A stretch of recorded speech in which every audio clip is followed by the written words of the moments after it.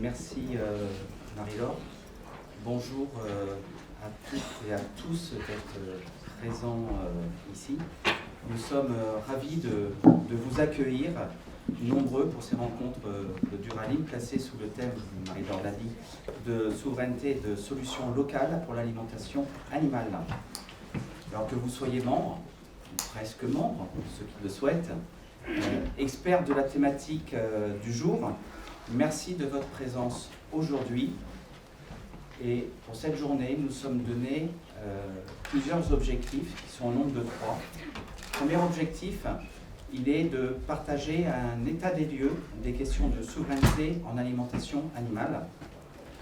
Le deuxième est de recevoir des retours d'expérience de solutions locales, débattre des freins et des leviers à mettre en place, et puis co-construire ensemble une belle feuille de route pour 2024 pour des chantiers qui sont multiples et qui sont complexes à enclencher.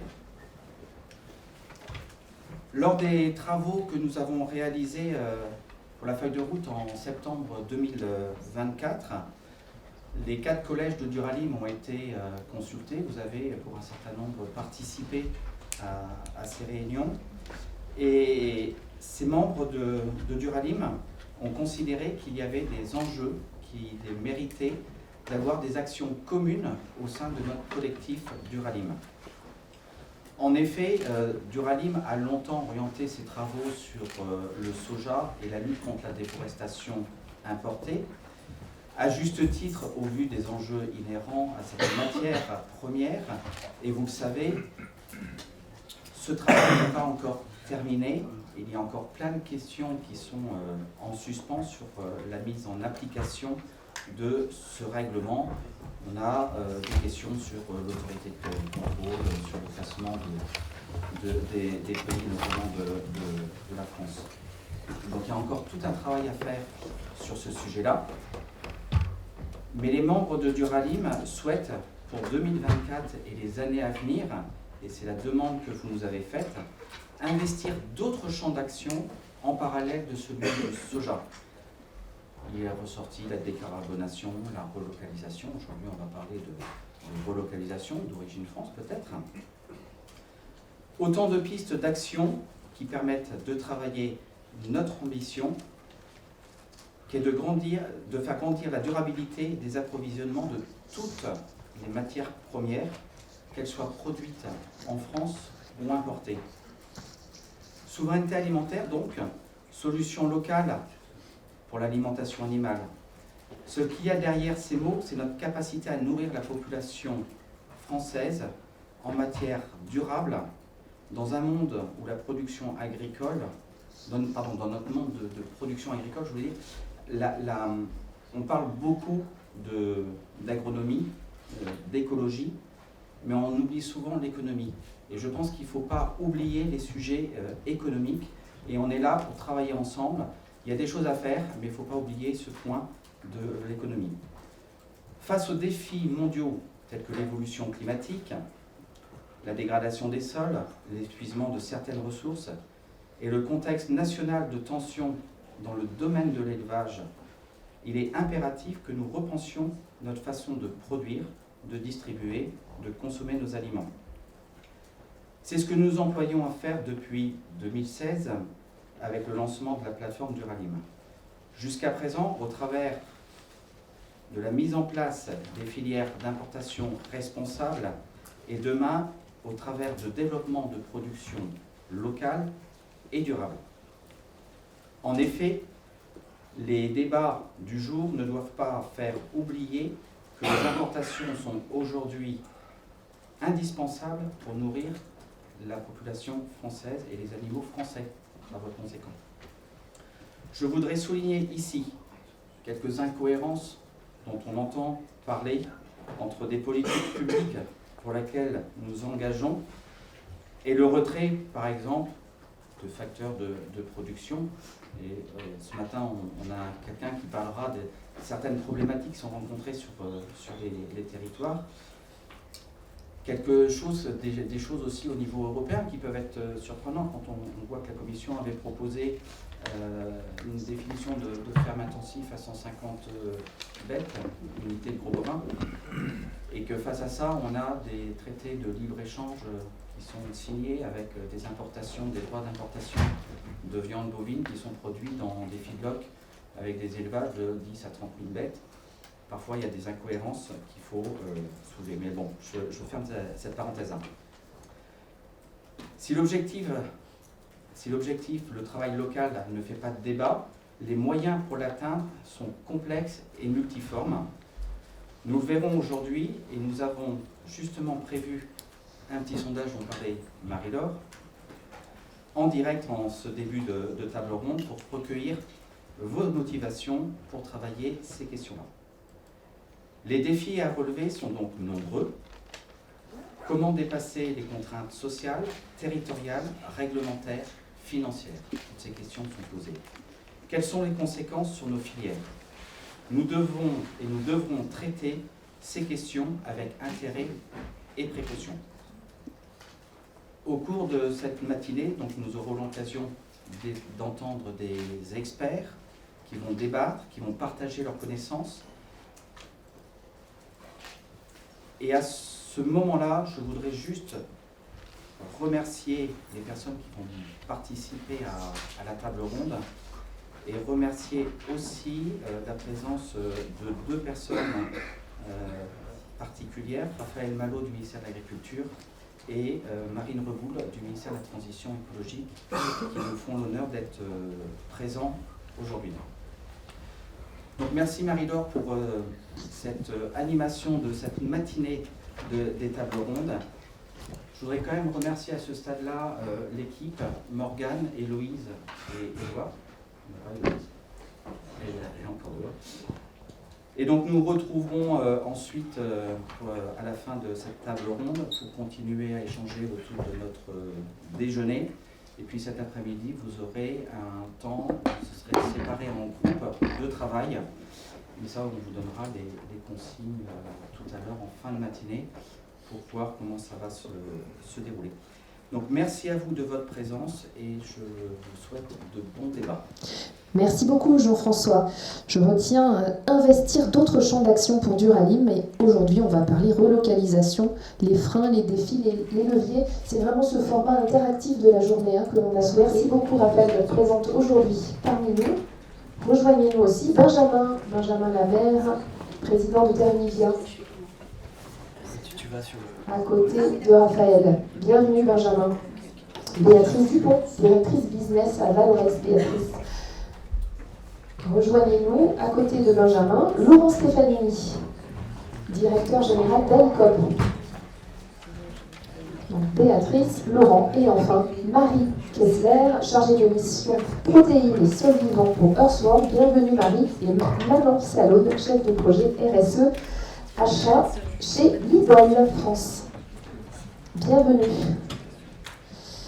Et vous êtes aussi nombreux parmi les intervenants, parce que ça va être des échanges très denses et voilà comment ça va se passer. On va être presque 2 heures ensemble et il y a deux tours de table distincts où vous aurez à peu près 6-7 minutes la parole chacun. Et l'idée, il n'y aura pas de temps de questions-réponses à la fin. Donc je vous le dis, n'hésitez pas à intervenir, à commenter, à compléter. Il y a déjà quelques personnes présentes qui travaillent ces sujets ou qui sont collègues et qui pourront aussi compléter les propos. L'idée, c'est que lors de du premier tour de table, on va rester sur les constats chiffrés, faire un état des lieux, aborder bien sûr les freins de cette relocalisation de l'alimentation animale et terminer par un deuxième tour de table plus inspirant peut-être pour aller vers les solutions, vers les leviers à activer, recherche sur l'économie et l'organisation des productions animales. Et comme je disais, partenaire historique de Duralim, vous produisez pour eux l'Observatoire de la déforestation. Patricia, je crois que vous êtes privilégiée, vous êtes la seule à avoir des slides ce matin. Vous en avez préparé 4 pour nous sur le sujet. On vous écoute, vous avez 6-7 minutes, Patricia. Merci beaucoup. Oui, c'était... Merci beaucoup. Alors, du coup, si j'arrive à lancer ce PowerPoint, Alors moi, en fait, je vais essayer juste de faire un petit état des lieux avant de lancer en fait ces débats. Des chiffres que je vais vous donner proviennent donc d'une base de données pour laquelle on a aussi été mandaté, qui s'appelle Oriflamme et qui permet de suivre chaque année ce que mangent les animaux d'élevage. Alors en fait, quand on parle souveraineté, pour moi, la souveraineté, c'est la dépendance, ou en tout cas le niveau de dépendance auquel on souhaite en fait être lié. Et finalement, la dépendance aux importations de l'approvisionnement du cheptel français, elle est de 7%. C'est finalement relativement peu. Donc l'approvisionnement d'origine française donc à 93%, si on prend l'échelle des rations. Donc ça veut dire que là, je prends l'ensemble de ce qui nourrit les animaux de la ferme France, tous les concentrés qui soient autoconsommés ou sur le marché, utilisés par les fabricants ou les éleveurs, et puis les fourrages. Donc au final, voilà, on est dépendant de 7% finalement de ce qu'on amène en fait pour faire consommer et pour nourrir nos animaux d'élevage. Si on regarde au niveau des fabricants, puisqu'ici on a quand même beaucoup de fabricants dans la salle, en fait ce ratio tombe à 73%. Alors bien sûr, on a des filières qui sont plus ou moins dépendantes que d'autres, et vous le savez, je ne vous apprends pas grand-chose. Et si on regarde ensuite notre dépendance aux protéines, alors là, en fait, on a un approvisionnement en protéines françaises à l'échelle de la ration qui est de 81%, donc 19% de dépendance. Et quand on arrive au niveau des fabricants d'aliments, on n'est plus qu'à 52%. Donc pour les fabricants qui sont dans cette salle, s'il y a quelques chiffres à retenir, c'est que vous correspondez à 20% environ de l'approvisionnement du cheptel français, que vous avez 1 tonne sur 4 que vous utilisez qui dépend de l'importation, et que vous avez 1 tonne sur 2 des protéines en fait, que vous utilisez qui viennent de l'importation. Alors on est finalement relativement peu dépendant des importations parce qu'on est un grand pays agricole et qu'on nourrit d'abord et avant tout des ruminants en France, et donc forcément les fourrages ont une place très importante chez nous.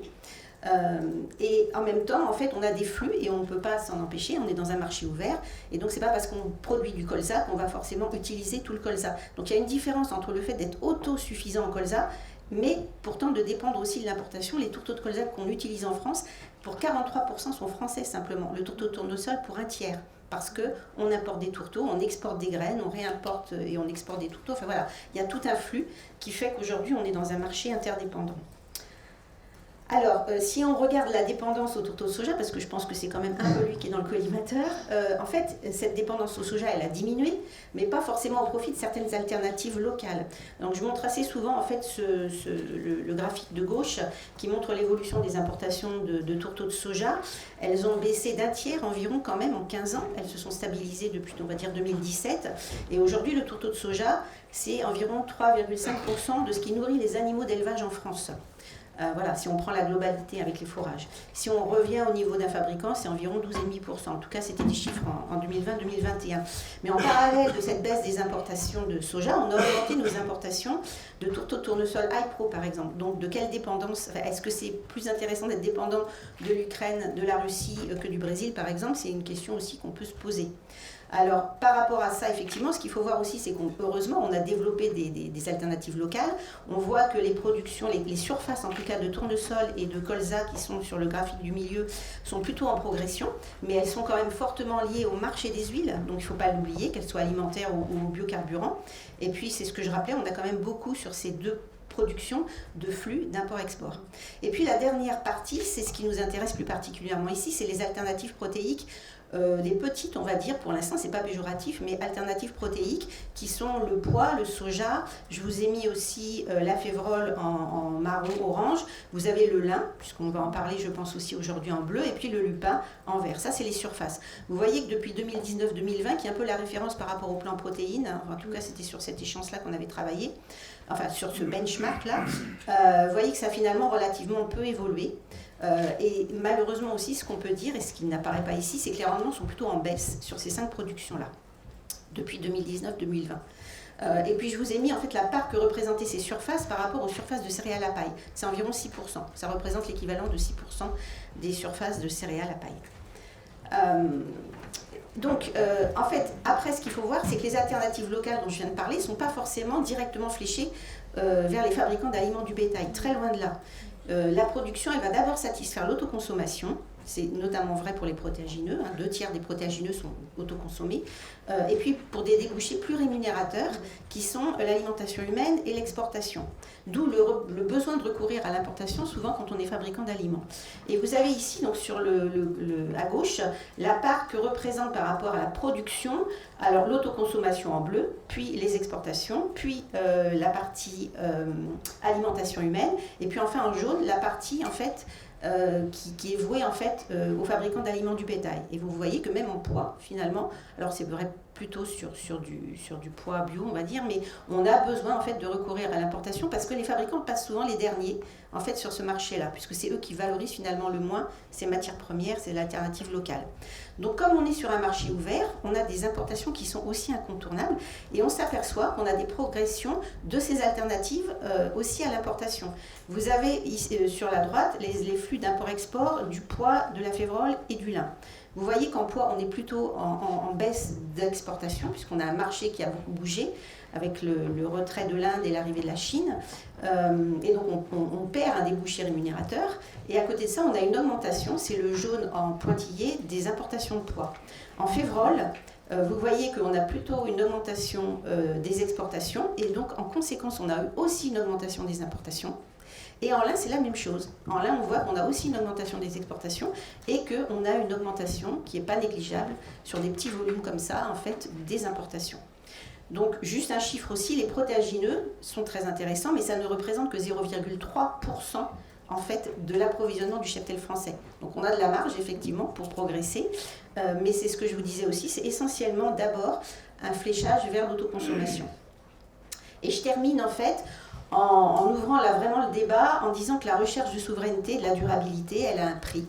On fait tous le même constat, qu'on a un besoin de remettre de la diversité dans les rotations et dans les assiettes, ça, il n'y a pas de problème. Qu'en termes d'offres locales, on n'a pas de réel frein sur les surfaces à mettre en œuvre, seulement on a des contraintes de production, notamment pour arriver à des bons rendements qui nous permettraient d'obtenir des marges par rapport à d'autres cultures, on va dire, concurrentes sur la rotation, et des marges qui sont rarement au rendez-vous. Sur la gauche, je vous ai simplement montré la part que représentaient dans la SAU les protéagineux, c'est 1% de notre SAU, c'est pas mieux en Europe, on est à 2%. Sur les oléagineux, on est à 7%, donc un petit peu moins que la moyenne européenne. Et puis ce qui nous caractérise, c'est qu'on est à 31% de céréales, c'est 8% simplement sur l'Union européenne en moyenne. Et après, effectivement, beaucoup de fourrage. Alors la demande dans l'alimentation animale, est-ce que c'est une volonté légitime? Je pose la question, de moins dépendre d'une source de protéines, donc le soja importé qui est concentré, digestible, polyvalente. Alors effectivement, elle est OGM, elle est potentiellement exposée à la déforestation, mais ça c'est jusqu'à fin 2024, puisqu'on a une réglementation qui rentre en vigueur en 2025, et elle a un prix effectivement volatile. On sait aussi que c'est un défi à relever qui est difficile, notamment en volaille de chair et en ponte, parce qu'on a des sojas d'importation qui sont compétitifs en rapport qualité-prix. Je ne parle pas que des sojas conventionnels, le soja bio aussi est compétitif à l'importation. On a une polyvalence des outils des fabricants qui est assez spécifique par rapport, je prends l'exemple de la Pologne avec le poulet, où on a des usines qui font que de l'aliment pour le poulet. Donc on a une polyvalence des outils chez les fabricants qui entraîne aussi une polyvalence des matières premières. Parce que les silos, ce n'est pas multipliable à l'infini, donc qui peut le plus, peut le moins. Donc tout ça, ça assoit quand même le soja. Donc techniquement, bien sûr, vous le savez tous, tout est faisable en alimentation animale. Cependant, il y a quand même deux choses importantes. C'est qu'il faut que l'utilisation de l'alternative, elle soit rentable. Ça veut dire que le prix d'intérêt du fabricant soit en lien avec l'intérêt de l'agriculteur à cultiver la matière première. Pour l'instant, on n'y est pas. Ou alors que le consommateur final paye la différence. Donc, moi, je pense que si aujourd'hui on n'aborde pas le thème de la rentabilité des protéines françaises, on aura passé une journée pour rien, parce que je pense que c'est central, et que cette rentabilité qu'on doit rechercher, elle est à rechercher à tous les maillons de la filière. Et donc il y a des pistes, bien sûr, il y a les soutiens financiers, les aides, les assurances dont on parle assez peu, je trouve, et puis des besoins d'accompagnement technique de la production. On a besoin de rechercher des marchés complémentaires parce que souvent, en fait, l'alimentation humaine doit être adossée, enfin l'alimentation animale doit être adossée à l'alimentation humaine parce que le bio doit être adossé au conventionnel, c'est vrai pour des usines de trituration par exemple, et puis parce que l'export est aussi nécessaire par rapport au marché local. Voilà. Et puis enfin, il y a peut-être une incitation à payer aussi du consommateur qu'il faut trouver. Alors, on parle beaucoup d'arguments marketing. Il y a aussi quelque chose qui n'est pas beaucoup, moi j'en entends pas du tout parler, je trouve que pourtant c'est des travaux très intéressants, c'est la sécurité sociale alimentaire qui permettrait quand même de flécher des achats de consommateurs vers des produits vertueux. Voilà Merci. ce que je voulais vous dire. Merci beaucoup Patricia, parce que c'est vraiment des chiffres, un état des lieux, et en plus vous nous permettez ça ce matin, les ambitions et puis plein de choses qui peuvent bloquer. Et quand on a préparé cette table ronde, Raphaël, on a parlé du plan protéine, de l'objectif multiplié par 2 les surfaces, etc. On n'y est pas encore. Qu'est-ce qu'il faut faire? Qu'est-ce qui freine? On vous écoute, merci beaucoup. Merci beaucoup, merci pour l'invitation. Donc évidemment la question de l'autonomie en protéines végétales c'est un enjeu majeur pour le ministère de l'Agriculture. La succession des événements auxquels on a été confrontés ces dernières années, ça a vraiment mis en exergue ce besoin d'une meilleure, d'améliorer la souveraineté. Et le constat qu'on a fait en 2020, quand on avait lancé cette stratégie nationale pour les protéines végétales, c'est que près de la moitié des matières riches en protéines végétales, elles étaient importées et essentiellement sous forme de tourteaux de soja, donc issus de pays tiers. C'est sur la base de ce constat qu'on a lancé la stratégie, c'était donc fin décembre, avec l'objectif de doubler les surfaces à horizon 2030. On était fin 2020, et on s'est dit l'idée c'est de doubler les surfaces de matières riches en protéines végétales, de légumineuses en particulier, à horizon 2030. Quand on a lancé cette stratégie, on avait mis 3 priorités stratégiques. Donc vraiment, on s'est dit il y a 3 grandes priorités, c'est de réduire la dépendance aux importations de soja importé depuis les pays tiers, c'est d'améliorer l'autonomie alimentaire des élevages à différentes échelles, à l'échelle des exploitations, des territoires et des filières. C'est augmenter aussi la production et la consommation de protéines végétales en alimentation humaine. Donc cette stratégie, elle donne une part vraiment extrêmement importante à l'autonomie alimentaire des élevages, et j'insiste beaucoup à plusieurs échelles. Il ne s'agit pas d'être autonome uniquement à l'échelle des exploitations. Vraiment, ce qui est recherché, c'est des situations un peu au cas par cas, parce qu'il n'y a pas un modèle applicable à toutes les exploitations agricoles. On a un petit peu vu ces éléments dans le sondage, mais au niveau des exploitations agricoles, ce qu'on estime, c'est que c'est évidemment une source de résilience, de moins dépendre des fluctuations de prix de matières premières, c'est de moins dépendre, on sait que l'alimentation animale, ça pèse dans les charges des élevages, et donc avoir moins de dépendance au niveau des élevages, c'est aussi moins dépendre des fluctuations de prix, et ça évidemment, c'est un point qui est intéressant. Donc on parle beaucoup dans cette stratégie de matières riches en protéines végétales, mais on parle aussi de prairies et de surfaces fourragères, parce que c'est un grand gisement de protéines, et il y a vraiment des enjeux qu'on peut mieux les valoriser encore en France. Donc il y a aussi des efforts à faire là-dessus. Dans cette stratégie, je disais, on parle de l'autonomie à différentes échelles, et notamment à l'échelle des exploitations, des filières et des territoires. J'ai déjà parlé des exploitations. Avec différents éléments, d'abord de consolider la contribution des filières oléagineuses, donc c'est pas juste les filières protéagineuses, mais c'est aussi de consolider les filières oléagineuses dans l'autosuffisance en protéines végétales. Et l'un des objectifs qui était aussi fixé en 2020, c'était de maintenir les surfaces oléagineuses. Donc ça, c'est un des objectifs pour le coup qui est un petit peu mieux atteint que le doublement des surfaces. Il y a un bilan qui est un petit peu plus positif en effet. On souhaitait aussi en 2020, mais ça reste d'actualité, toujours aller plus loin dans les démarches partenariales, la contractualisation entre les filières d'élevage et les filières animales. Toujours la volonté de mieux valoriser les sources de protéines qui sont déjà disponibles sur le territoire. Donc j'ai parlé de prairies, mais c'est aussi des sources de protéines qui sont de façon générale dans les grandes cultures, que ce soit les céréales ou les oléagineux, ou encore d'autres formes d'autres cultures. Au niveau des filières, et je pense qu'on en reparlera un peu plus dans la matinée, cette stratégie, elle visait aussi à soutenir des démarches de qualité et donc Duralim en fait partie de ces démarches de qualité, avec des démarches qui pourraient valoriser l'alimentation animale dans les rations des élevages, donc tout ce qui est local, durable, non OGM, à l'herbe, zéro déforestation, bio, toutes ces démarches de filière vraiment qui étaient donc au cœur aussi de cette stratégie.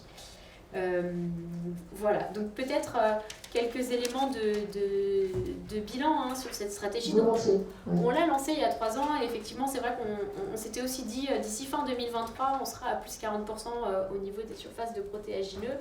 Bon, je ne vais pas vous mentir, on n'y est pas. Fin 2022 on était plutôt à plus 5%, ce qui n'est pas non plus... ce qui est déjà... on va dans le bon sens, on arrête de perdre des surfaces de protéagineux. On relance aussi une dynamique positive. On ne s'est pas dit, il était un peu illusoire de se dire qu'en 3 ans, on résoudrait toutes les difficultés liées à peut-être un manque de recherche, un manque d'investissement.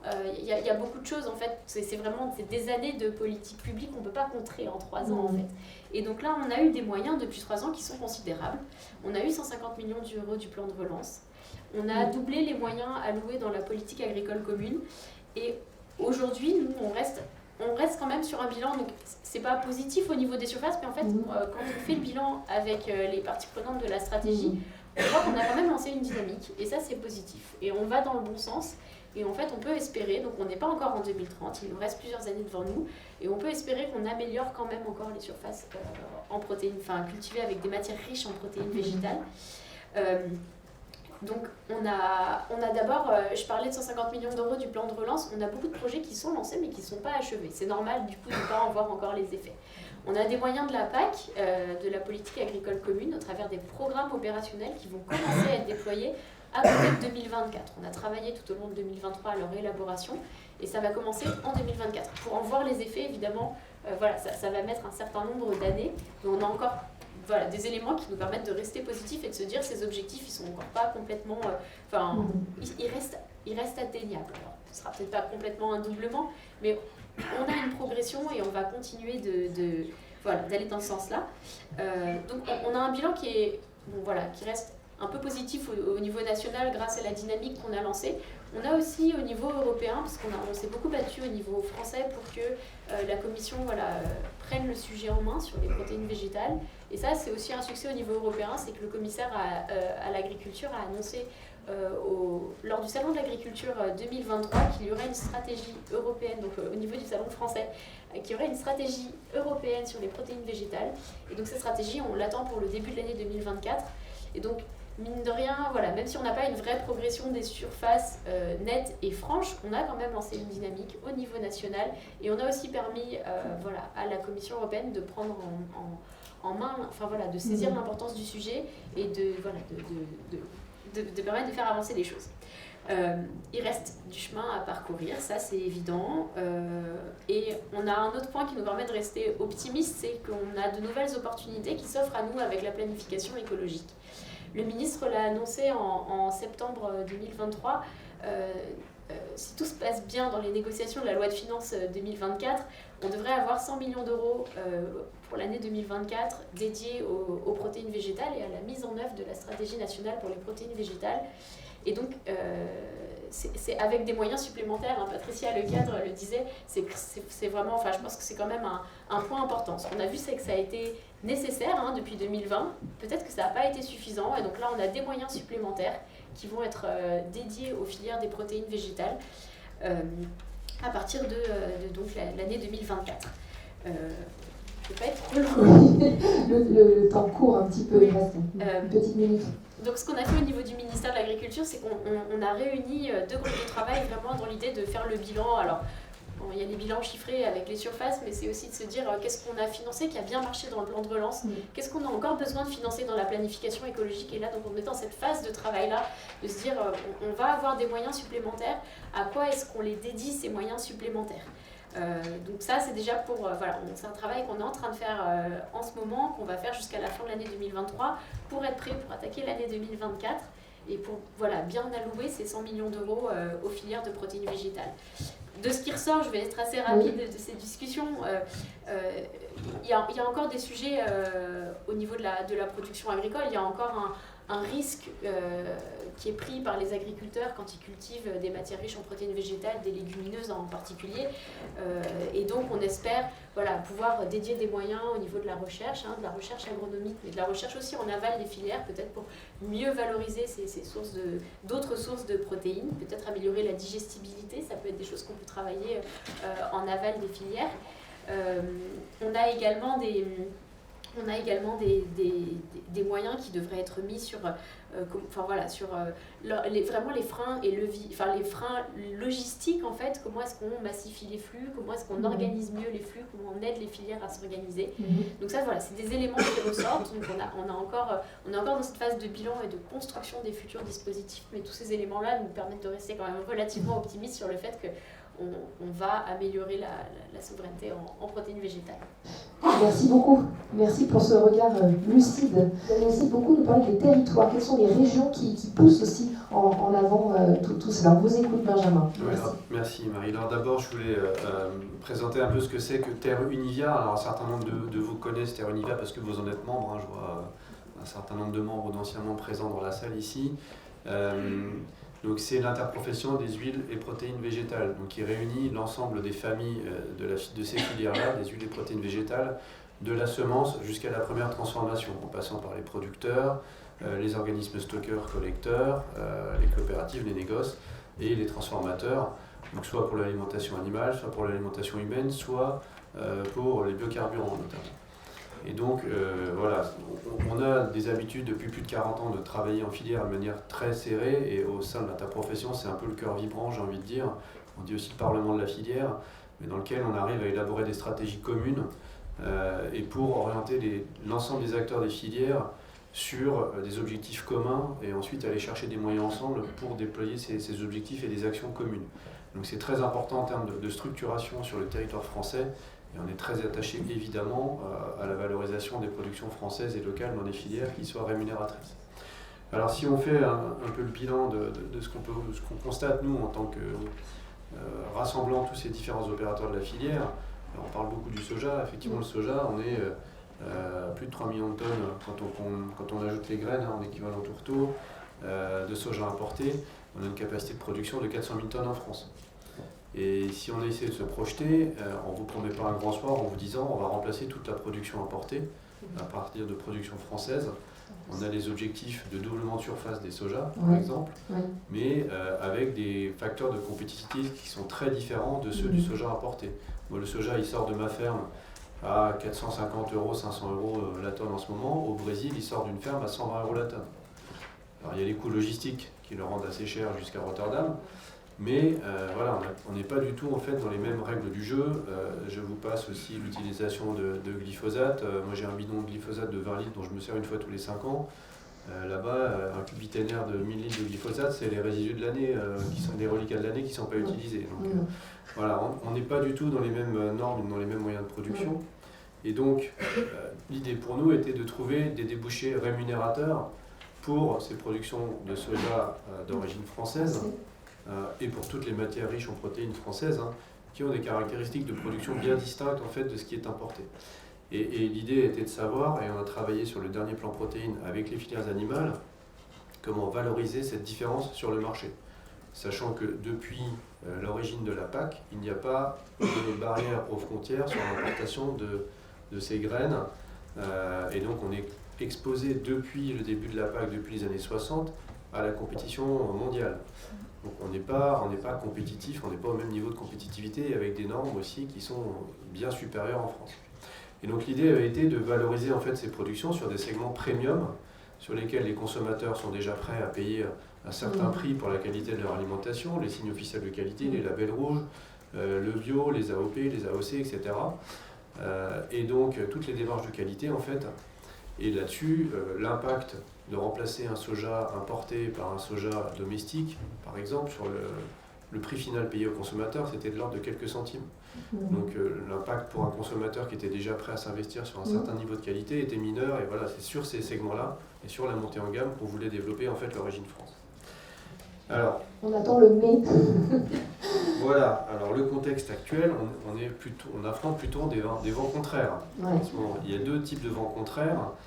Il y a d'abord l'inflation, liée à un contexte géopolitique extrêmement tendu, que ce soit en Ukraine et aussi au Moyen-Orient, qui font qu'il y a une baisse de consommation sur ces segments-là premium de 20%. Alors vous me direz, il reste 80%, c'est plutôt pas mal quand même. Mais voilà, 20% de baisse, ça nous interpelle quand même. Est-ce qu'on est stabilisé? Est-ce que ça va continuer? Et est-ce qu'on peut fonder une stratégie sur le développement de ces segments premium alors qu'ils sont plutôt en régression en ce moment? Donc, est-ce que c'est conjoncturel? Est-ce que c'est structurel? Ça pose un certain nombre de questions.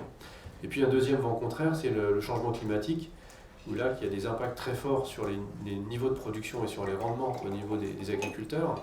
Et là, l'impact, c'est des effets de seuil en fait. Parce que quand vous produisez du soja, quand vous produisez du pois, vous n'atteignez pas votre rendement cible qui fait que la culture est rentable par rapport à une culture de blé ou une culture de maïs à côté, c'est pas vous allez produire moins de soja et puis ça va se passer comme ça. C'est j'arrête de produire du soja, je fais du maïs ou du blé à la place. Et là, c'est des grosses surfaces qui partent à ce moment-là. Et donc là, on a, tu le disais Raphaël, on a un énorme besoin d'innovation et de recherche pour s'adapter au changement climatique, à commencer par la recherche semencière. Et là, on a réussi à mobiliser au niveau des semenciers qui font du pois en France. Ils sont 4 semenciers qui sont prêts à s'unir ensemble pour aller chercher en amont de la sélection variétale sur du génotypage et sur du phénotypage. Alors, je ne sais pas si tout le monde est bien au courant de la génétique. Phénotypage de manière très simple, c'est qu'on va essayer dans les catalogues de variétés de pois qu'on peut avoir, dans tout le matériel génétique, que les semenciers mettent en commun, ce qui est quand même leur banque génétique, à laquelle ils sont prêts à les ouvrir aux uns aux autres. On va aller chercher des pépites à l'intérieur pour trouver des facteurs de résistance au stress biotique et abiotique, sécheresse, coups de chaud, maladies, ravageurs, etc.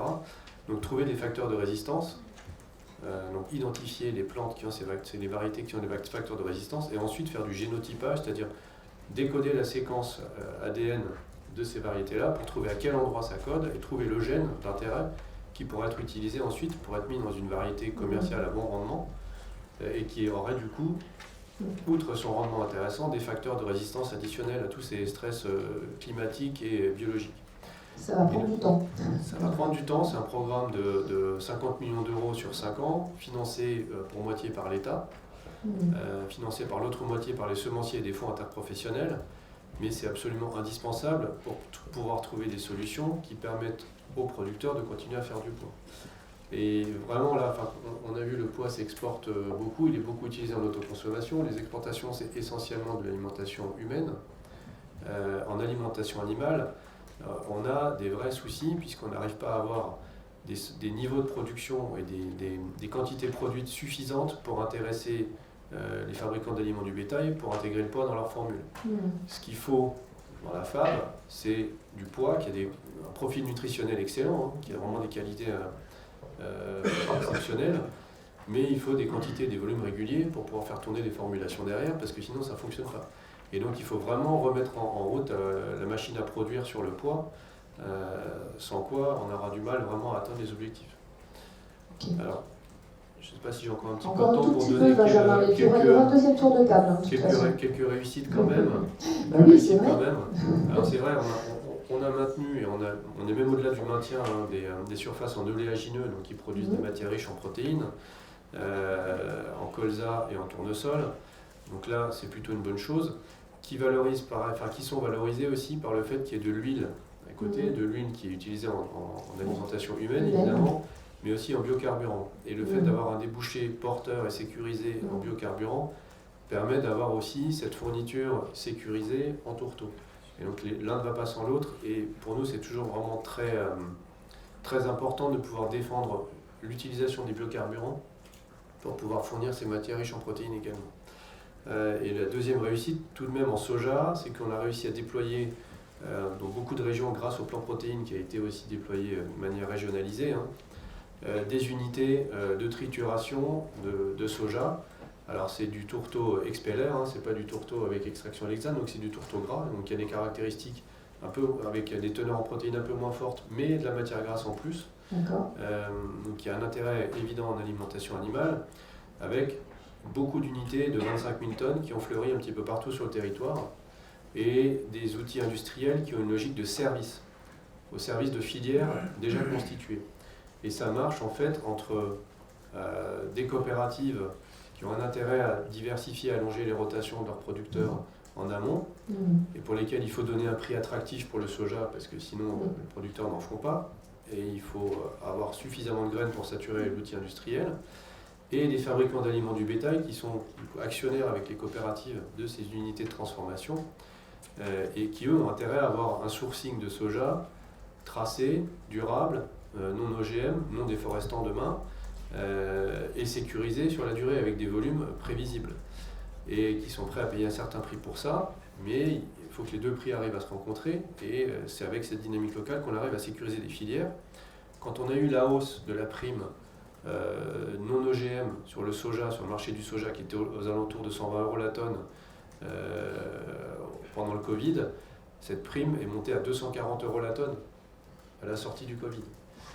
Et les opérateurs qui s'étaient organisés en filière ont pu se mettre à l'abri en fait de ces hausses, parce qu'ils ont pu, ils avaient une garantie d'approvisionnement avec un prix négocié et avec un outil industriel dont l'objectif n'était pas de faire du cash ou des dividendes, mais juste de rendre un service filière entre les différents opérateurs. Et cette construction filière, c'est ce qui a permis en fait aussi à des opérateurs d'être plus résilients.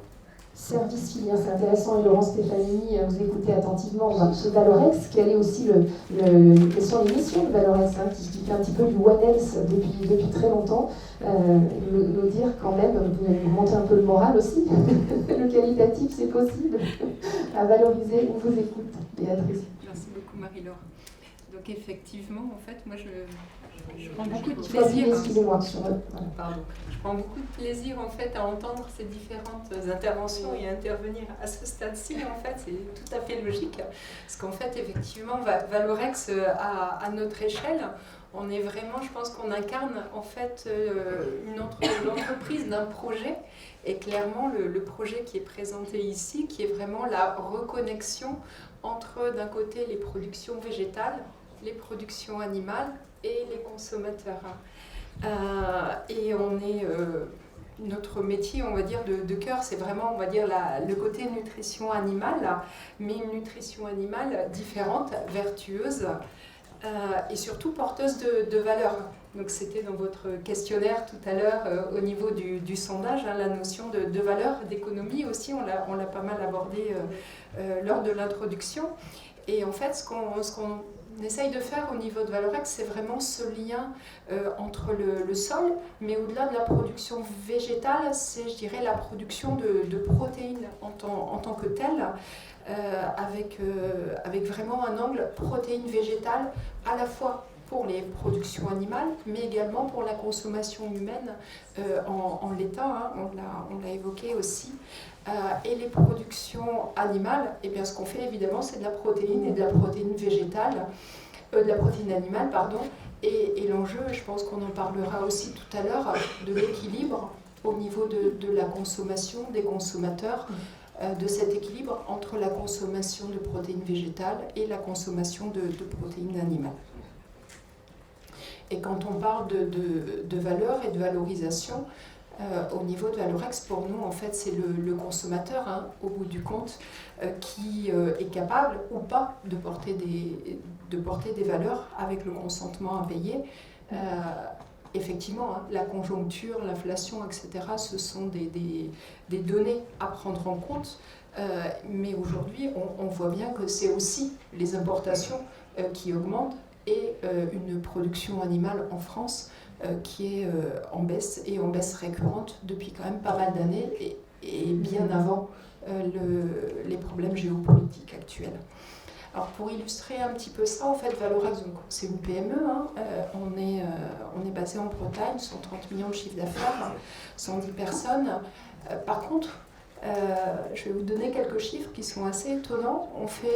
On achète 200 000 tonnes de matières premières, et sur les 200 000 tonnes, il y a 50% de graines oléagineuses et protéagineuses produites sur les territoires. 100 000 tonnes, c'est la moitié, c'est quand même la moitié, c'est absolument énorme.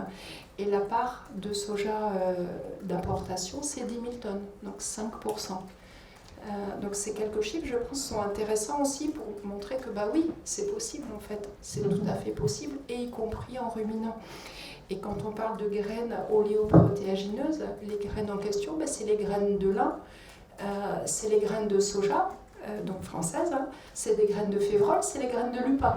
Donc c'était le premier un des graphiques tout à l'heure de Patricia.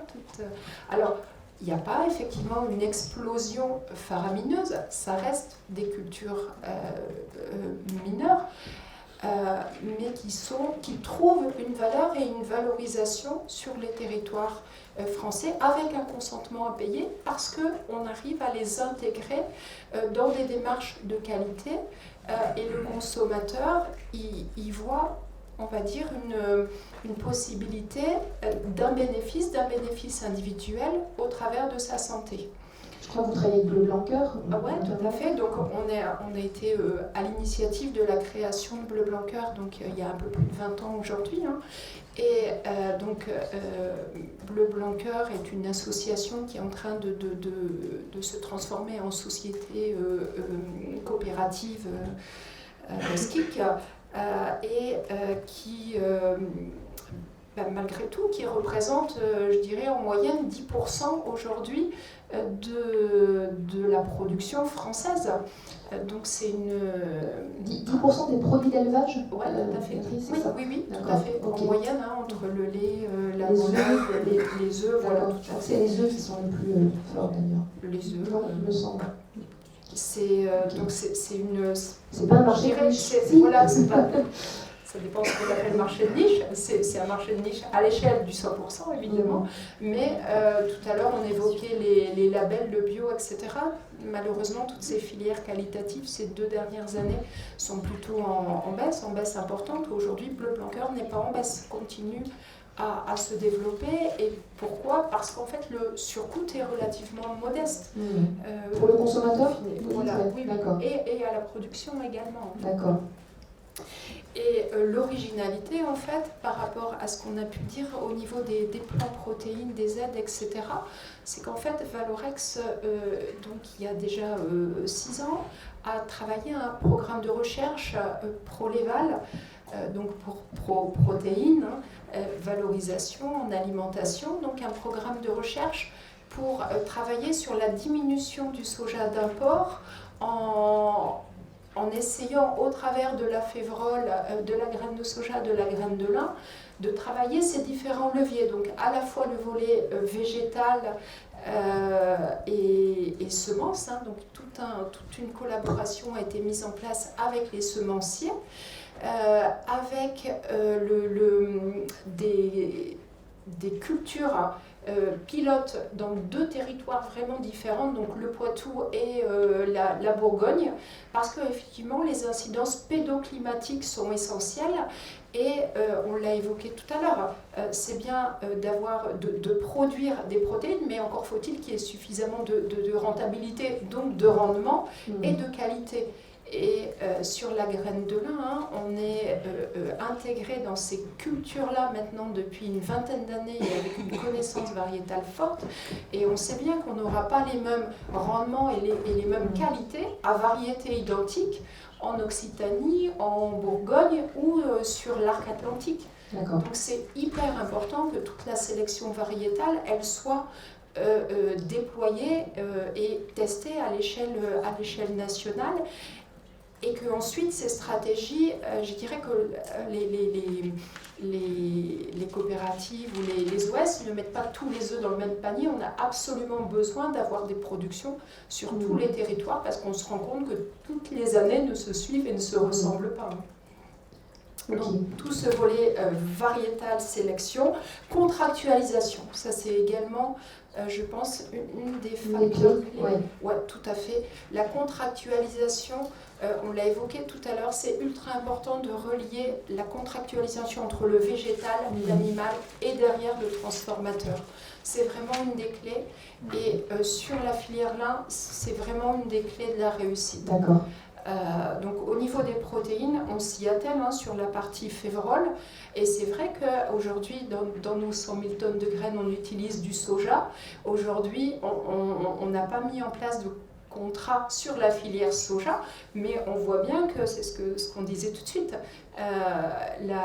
entre les primes non OGM, les protéines d'importation, attention à l'avenir des cultures de graines de soja en France si on ne les contractualise pas directement en nutrition animale et avec les producteurs au niveau transformateur. Et donc au niveau du programme de recherche Proleval, il y avait tous ces volets végétaux, mais aussi un gros volet sur la digestibilité et le fait d'inventer des procédés pour améliorer la digestibilité. On a évoqué les volailles qui étaient très soja dépendantes en termes de digestibilité. Aujourd'hui, on peut produire des œufs, on peut produire du poulet sans tourteau de soja d'importation, avec de la graine évidemment produite en France, de soja, mais pas que, avec des févroles, avec du lin, avec du lupin, etc. Donc ça passe par de l'innovation et de l'innovation dans les procédés. Et on a eu l'opportunité de bénéficier effectivement des aides France Relance à ce niveau-là. On peut lutter contre le poulet ukrainien, alors on a les moyens. On peut, ce poulet ukrainien... Ça dépend quel poulet. Si le but c'est de produire le poulet le moins cher possible au niveau économique, non. Si c'est au niveau protéines locales, valeur ajoutée dans le territoire, oui, tout à fait. D'accord. J'accélère un petit peu, Béatrice, parce que l'heure tourne et vous... Puis on aura, je pense, l'occasion d'en parler. Oui, la deuxième tour de table sur les consommateurs, en effet. Et justement, qu'est-ce que vous attendez de Duralim à ce niveau-là? Je n'ai pas posé la question à Benjamin, mais voilà, la plateforme Duralim doit initier la co-construction du partage de connaissances. C'est pas une question piège, hein. On peut y revenir, puisque c'est vrai qu'il ne faut pas oublier que cette journée est organisée par Duralim et qu'on peut aussi adresser des messages à son président, à cette plateforme, sur le rôle à jouer. Déjà, le sujet, effectivement, qui était Duralim et l'origine qui était très liée au soja français, soja non déforesté, je dirais c'est la base aujourd'hui. Élargir aux autres protéines, je pense que c'est un des enjeux, et surtout je dirais remettre le fabricant d'aliments et la nutrition animale au cœur du débat. Le fabricant d'aliments, ce n'est pas que le maillon qui est là pour, je dirais, mélanger du soja qui vient des quatre coins du monde, qu'il soit déforesté ou non, du palme issu de la déforestation ou non. L'idée pour moi, c'est vraiment de relocaliser et de redonner du lien et de la valeur entre le végétal, l'animal et le consommateur. Et Duralim et les fabricants d'aliments doivent être au cœur de cette dynamique-là. Parfait. Merci beaucoup, Béatrice Rancé, pour quel débouché, quelle valorisation. Et je vous préviens, en deuxième tour de table aussi, Laurent, on pourra en dire plus sur les consommateurs et le marketing, etc., la valorisation. On vous écoute, Laurent. Bien, bonjour à tous et à toutes, et très heureux de partager avec vous cette expérience sur la reconquête de la protéine, qui est en marche, mais qui se heurte à des contraintes et des difficultés. Et à ce stade, ce matin, c'est vrai que je suis très heureux de voir depuis plusieurs semaines que le renforcement du chantier soja décidé au sein de Duralim par l'ensemble des acteurs de Duralim. Et je ne suis pas surpris que beaucoup de fabricants d'aliments, représentés par le SNIA et puis par COP de France Nutrition Animale, ont également porté cette voie. Pourquoi? Parce que le boulot, il a bien été fait par les fabricants d'aliments. Je vais présenter rapidement Alicop. C'est une entreprise qui est une SICA en fait, hein, où autour de Alicop, vous avez des coopératives de collecte, d'agrofourniture, également des laiteries, qui sont partie prenante sur toute la zone nord Nouvelle-Aquitaine. Donc c'est les terres du Poitou, des Charentes, du Limousin jusqu'aux terres du Périgord. Et dans ces grandes zones-là, nous approvissionnons 4000 éleveurs, 70% des éleveurs sont engagés déjà dans des signes officiels de qualité, label rouge, IGP, AOP, pour ne prendre l'exemple de l'AOP beurre Charente-Poitou, que tout le monde connaît, et qui a aussi connu une évolution majeure dans son cahier des charges. Donc, avec l'ensemble des parties prenantes en région et porté par un fonds d'investissement, nous avons engagé un volet pour... sur 100 000 tonnes de tourteaux transformés, parce qu'on a un chiffre commun, on n'est pas à 10% de tourteaux de soja importés, on est un peu plus, on est à 25%, mais comme dans la plupart des fabricants de la région et même d'autres régions de France, ce travail de diversification de la protéine sur le colza, tourteau de colza, sur le tournesol, sur le pois, il a été fait, même si je rejoins Benjamin, c'est vrai qu'il y a des fois souvent des rendez-vous manqués entre fabricants et collecteurs et transformateurs de poids, parce qu'on n'est pas sur une utilisation régulière du poids, mais c'est quand même un produit intéressant. Donc on a lancé ce projet pour à la fois produire localement, transformer, incorporer des tourteaux de soja, mais pas que, également le volet tourteau de tournesol, puisque dans l'environnement proche, on a des solutions sur tourteau de colza, donc le sujet est moins intéressant. Et la première chose que nous avons engagée, c'est un travail sur la partie production, puisque je prends une coopérative actionnaire de Danicop, qui est Océalia. Nous, cette année, nous avons collecté sur la coopérative 3500 tonnes de soja. Donc, sur les terres du Poitou et des Charentes. Le Limousin ne fait pas trop de soja. Là, l'enjeu à 5 ans, c'est de multiplier par 3 les surfaces, d'accord, sur des rendements qui sont entre 2 et 2,5 tonnes, plutôt proche de 2. Donc là, on n'est pas sur les critères de productivité. Et évidemment, l'enjeu il est sur à la fois la transition agroécologique des exploitations agricoles et en même temps la décarbonation des filières production animale. Le mot n'a pas été prononcé encore, mais là, décarbonation. On y est. Pourquoi on y est? Parce que si on veut, et Patricia l'a dit tout à l'heure, s'il faut diversifier les rotations et les assiettes, mais diversifier les rotations, il faut des cultures de printemps. Et s'il faut des cultures de printemps, il faut gérer l'eau. Et pour vous donner le ton, si vous avez entendu parler de Sainte-Soline, eh bien, le site de trituration est à 10 km de ce beau lieu de rencontre. Il a beaucoup plu récemment, voilà, il a beaucoup plu. Et je vais vous donner un exemple. Sur une petite commune comme Sainte-Soline, alors la réserve de substitution est en travaux, il se fera, mais il est tombé il y a quelques semaines, en 5 semaines, il est tombé sur la commune de Sainte-Soline l'équivalent de 20 fois la réserve de substitution qui est construite sur cette commune. C'est simplement pour vous donner un peu un chiffre. Donc, si on veut relancer, et si on considère que la culture de soja est stratégique, au regard de la transition agroécologique, réduction des IFT, décarbonation également des exploitations qui produisent, puisque le soja, on ne met pas d'alimentation d'intrants azotés. Donc, on réduit sur le bilan carbone, 80% des fertilisations sont responsables effectivement dans les exploitations de production agricole. Donc si on considère demain que la culture de soja est stratégique au regard de ces 2 points-là, alors il faut se poser la question très directement de savoir si on met la culture de soja sur les productions dérogataires. Je donne un exemple pour l'irrigation. Qu'est-ce que ça veut dire? Quand vous avez des restrictions d'irrigation, et c'est normal, dans certains cas, vous avez des productions qui sont dérogataires, notamment la production de semences. Vous pouvez irriguer certaines productions. Eh bien, si on considère demain que la culture de soja est stratégique pour les filières animales, pour la souveraineté, pour reconquérir nos assiettes en matière de souveraineté alimentaire, alors il faudra se poser la question, sur le plan de la réglementation, de donner à cette culture la possibilité d'être en culture dérogataire. Ça n'empêche pas le préfet, le cas échéant, au regard de la gestion des différents bassins, de prendre des mesures de restriction. Mais le soja chez nous, il est irrigué comme le maïs. Il consomme plus d'eau que le maïs, le soja? Globalement, alors il y a des spécialistes, on est à peu près sur des volumes équivalents. Par contre, on n'est pas sur les mêmes périodes d'irrigation. On va plutôt irriguer le soja sur le cycle, on va dire plutôt août, voire un dernier passage en septembre. Et c'est la période sur laquelle, évidemment, les restrictions d'eau sont les plus fortes.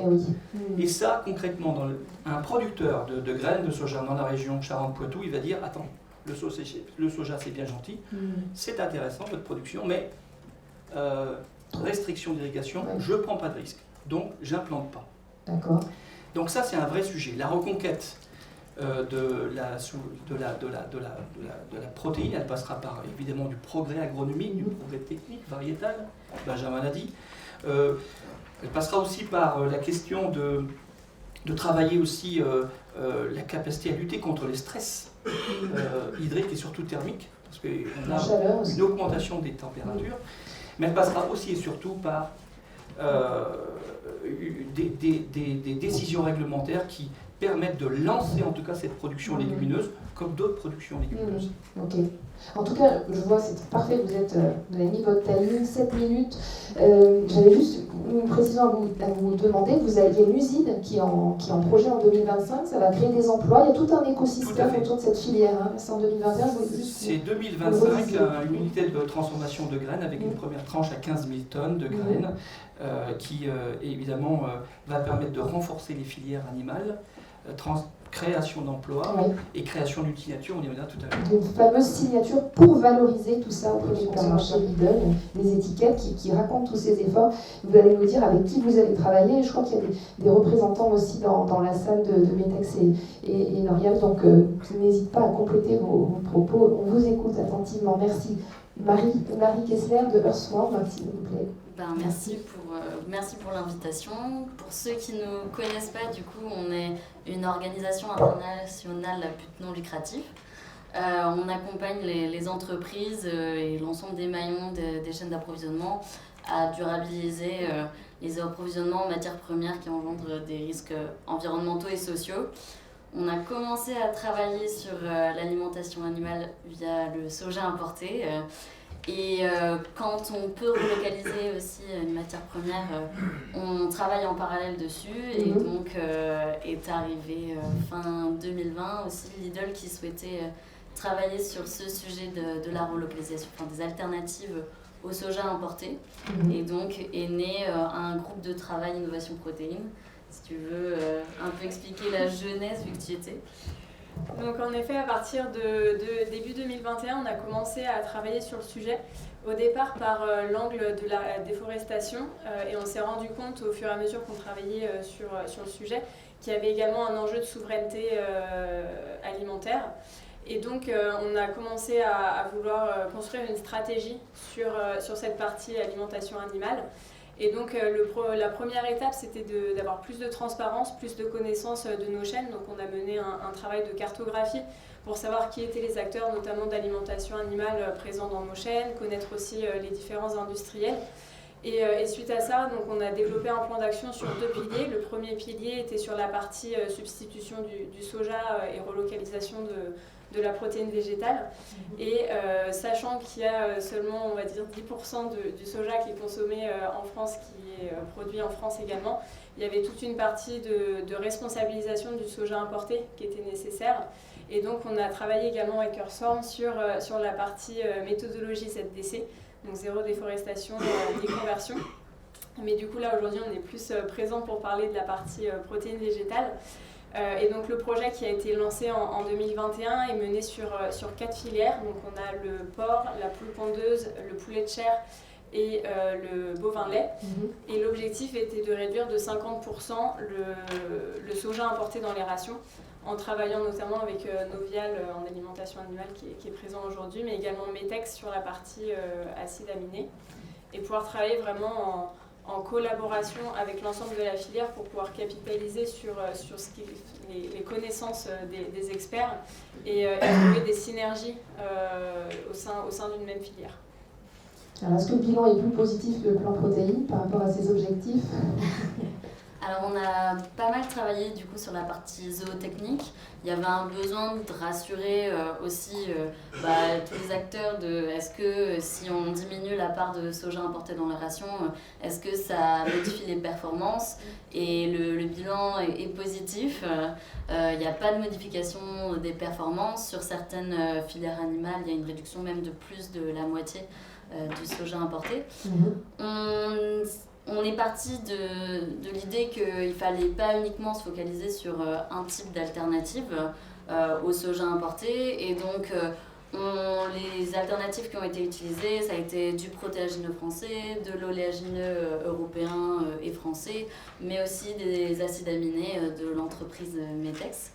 Donc ça, c'était un petit peu l'idée du projet, et une manière dont on travaille chez Earthworm globalement, et qui finalement a été c'est une approche qui est sûrement nécessaire, obligatoire pour relocaliser, c'est travailler avec l'ensemble des maillons de la chaîne de valeur. Donc de l'amont à l'aval, donc on a travaillé avec la coopérative Noriap, le fabricant d'aliments Novial, mais aussi Metex donc pour les acides aminés, les pilotes, donc par exemple la poule pondeuse, ça c'était Galine Frais située dans les Hauts-de-France, et puis jusqu'au distributeur avec Lidl. Cette approche en filière, elle est vraiment nécessaire pour co-construire des solutions, faire aussi comprendre à tous les maillons de la chaîne d'approvisionnement les problématiques, les enjeux de chacun.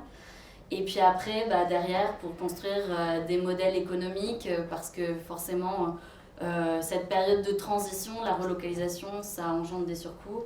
Et comment on arrive à répartir ça de manière équitable, ou en tout cas sur l'ensemble des maillons de la chaîne d'approvisionnement.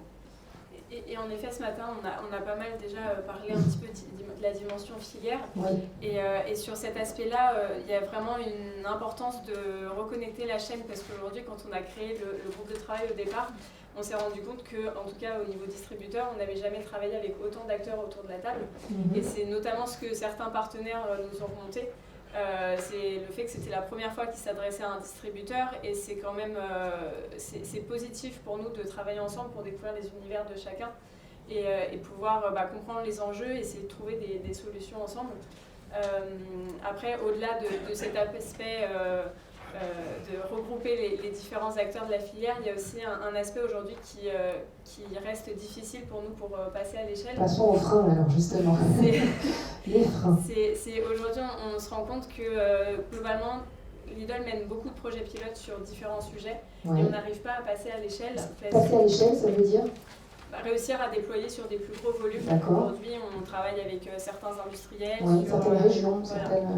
Et pour passer à l'échelle, ça reste assez compliqué parce que Lidl seul, avec éventuellement les industriels qui travaillent sur le sujet, on ne peut pas se permettre de passer à l'échelle et augmenter drastiquement les volumes. Parce que derrière, ce serait des centaines de milliers d'euros. Et donc, on a vraiment besoin de travailler collectivement de manière pré-compétitive entre les acteurs. Et c'est notamment ce que l'on commence à faire via l'élargissement justement de notre projet Innovation Protéines, en travaillant avec d'autres distributeurs ou d'autres acteurs qui seraient présents dans les Hauts-de-France et qui pourraient aussi valoriser la matière première qui est produite en amont. Vous seriez prêt à échanger avec des concurrents, oui. Mais les concurrents sont-ils là? Est-ce un hasard si c'est Lidl qui travaille avec vous? Parce que Lidl a quand même un profil un peu particulier. Est-ce qu'on peut imaginer la même chose avec Carrefour, avec Intermarché, avec... Nous, on travaille sur le sujet du soja avec l'ensemble des distributeurs. Et en fait, depuis cette année, on a commencé à initier aussi les discussions sur le sujet de la relocalisation des protéines via ce groupe de travail. Et là, on pense au passage à l'échelle, comment on arrive à aller plus loin dans ce groupe de travail Innovation Protéines. Et donc, il y a deux éléments. Il y a effectivement l'élément il faut qu'il y ait plus d'acteurs pour mutualiser les efforts sur le territoire. Et aussi, on s'est rendu compte, on avait travaillé pas mal la partie zootechnique dans le projet, mais les alternatives, elles sont nombreuses. Et le sujet des protéines végétales et développer l'offre en protéines végétales.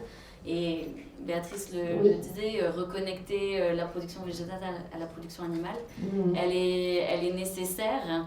Et donc là, on est en train de monter un projet qui s'appelle Protéisol, et donc qui est la suite du GT Innovation Protéines, élargi à plus d'acteurs, et on va vraiment travailler la partie amont agricole et donc l'augmentation des volumes, en l'occurrence en pois protéagineux en Hauts-de-France, qui après finiront dans différents débouchés, donc de la pondeuse, avec le fabricant d'aliments Novial et donc la coopérative Noriap, et puis aussi la pet food avec Purina. Et aujourd'hui, on est en train d'embarquer un autre distributeur. On n'a pas encore défini la filière animale, mais voilà, avec cette idée de mutualiser les efforts sur un même territoire. Très bien. Et bravo, c'est vraiment précieux de réagir à ce que vous avez entendu. Et où est-ce qu'on peut aller? Déjà, vous remercie à nouveau de m'avoir invité parce que ça m'a permis d'entendre plein de témoignages et plein de témoignages intéressants. Peut-être une façon d'embarquer tout le monde. Donc nous, on a construit la stratégie nationale sur les protéines végétales avec toutes les parties prenantes. On a fait vraiment une consultation qui était large et c'est une façon de travailler qui était nouvelle sur les protéines végétales mais qu'on entend poursuivre.